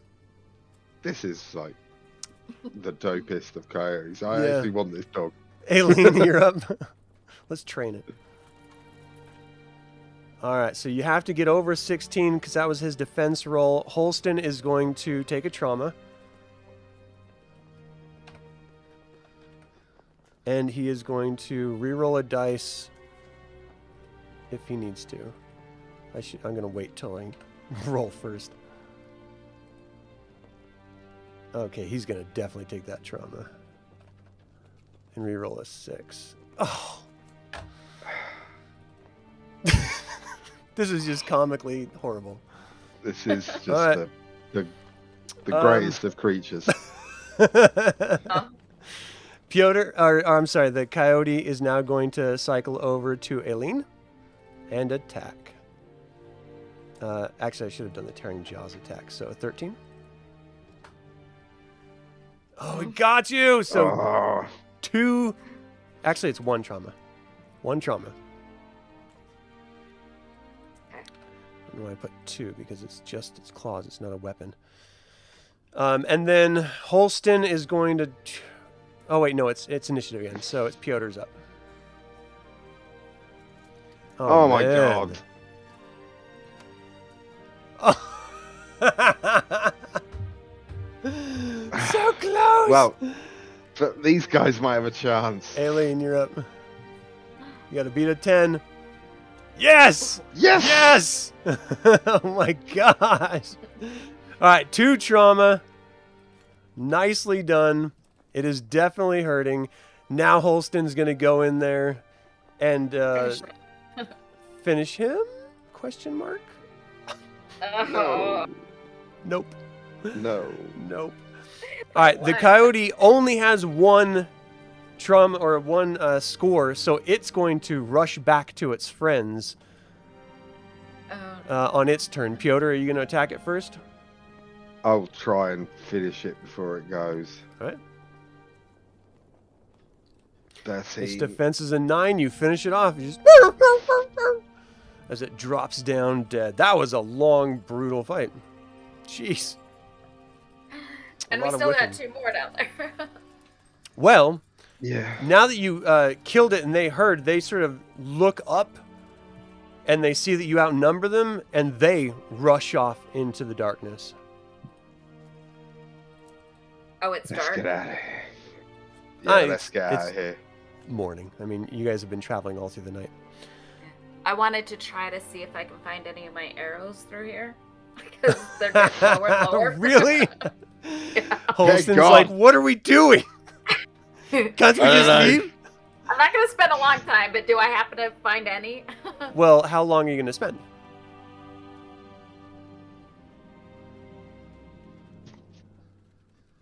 I could just, as we're walking through, I should just, be looking. Just side to side, glancing but as I'm you're not gonna walking? spend- yeah. Give me a I'm mental not gonna check. spend much time. All right, you find one. Okay. I'll take it. All right, so you guys move through the dangerous wilderness. You get to the outskirts of the city again.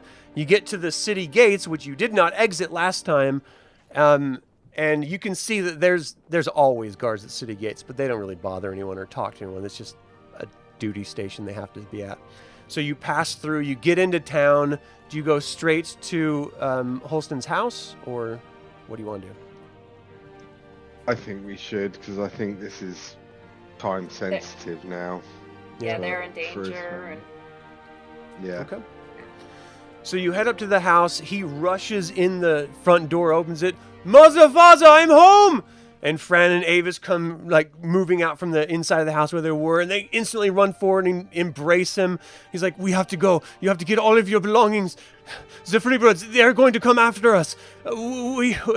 These people that you told to find me broke in and found stuff that they shouldn't have found.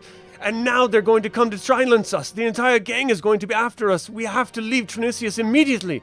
They're like, but what do you mean? This doesn't make any sense.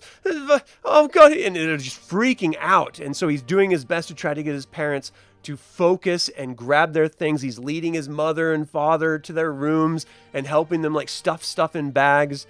What do you guys do? I'm going to try to help him. I'm gonna- gathering stuff and keeping him focused. I'm gonna try and keep an eye on the street. If we have that, is there that 10-minute rest thing we can do to recover anything? Yeah, it's a new is it? day. Or take a breath. So could I take a breath while I'm waiting for them to Yeah, both of you can. get Just their a stuff D6. together and keep an eye on the street? So What you do we can do? 3. cure yourself of 3 trauma or 4 trauma, whichever was rolled. Yeah. And I like the idea that you can sort of apply that how you like, Like you want to do 1 here, Yeah. 1 there, 2 there, however you want to distribute that number. Feeling So- good so- again. Feeling decent. Like you're in the city, Again. you know the city, generally during the day, should be a pretty safe place. You run into petty thievery and stuff, but not murder in the streets. Okay, yeah. So, would I know of any way that I could get these people out of town in a quiet way, or Give me a How mental we check. could- Well, too. If you'd like to. 14? Okay, yeah, between the two of you, there are less used exits of the city. I mean, clearly you went through the sort of that smuggler's dock area, which is obviously less used, but there's other ways in and out of the city that are similar to that you could try to leverage. And it's really just a matter of getting their belongings, and however many of their belongings, and then just abandoning their home. But this is a huge ask for them. So, So I'll look, try and find the father, and say, you're gonna have to try and sell your house, but you can't be here. You can't lose the money from this, or you'll be bankrupt. I don't expect the gold from you. No, you brought me my son back. That is more important than any possession. You must take the Listen. money. No, I have some friends. We'll work something out. and I'll write down a number of our handler. He'll take a small fee, I'm sure, but if you contact him, we might be able to arrange the sale and the money getting to you, so you can start fresh somewhere else. Oh, I really do appreciate everything that you have done. You've reunited me with my family. We can start anew in a new town. This is not a big difficulty for us. Thank you for everything. I really do appreciate it. Now we need to get you out of the city. Yeah, Okay. we need to hurry. Let me finish collecting some things and we can go. So it takes about an hour or so for them to finally get all their stuff together, and they got like sort of boxes that they're, moving. They want to take just like one of the city, sort of transports out of a gate, unless there's some reason that you're going to tell them not to. Well, unless could they easily be tracked that way? They couldn't they? Or Really? seen. Yeah, I mean, Yeah. but you could be seen no matter what, really. I mean, you can be traveling with a Yeah. bunch of luggage and stuff. Yeah. Is there any I think we way should- that we could get them a private taxi to go out Yeah. of a different It's a gate? bit more expensive, but yeah. Okay. I will suggest that to them. Okay. That if, you're less likely to get caught.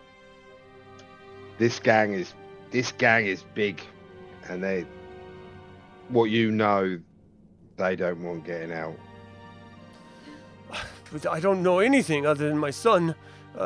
Well, your fell son in. knows, but it's guilt by association now. Okay. We'll do this.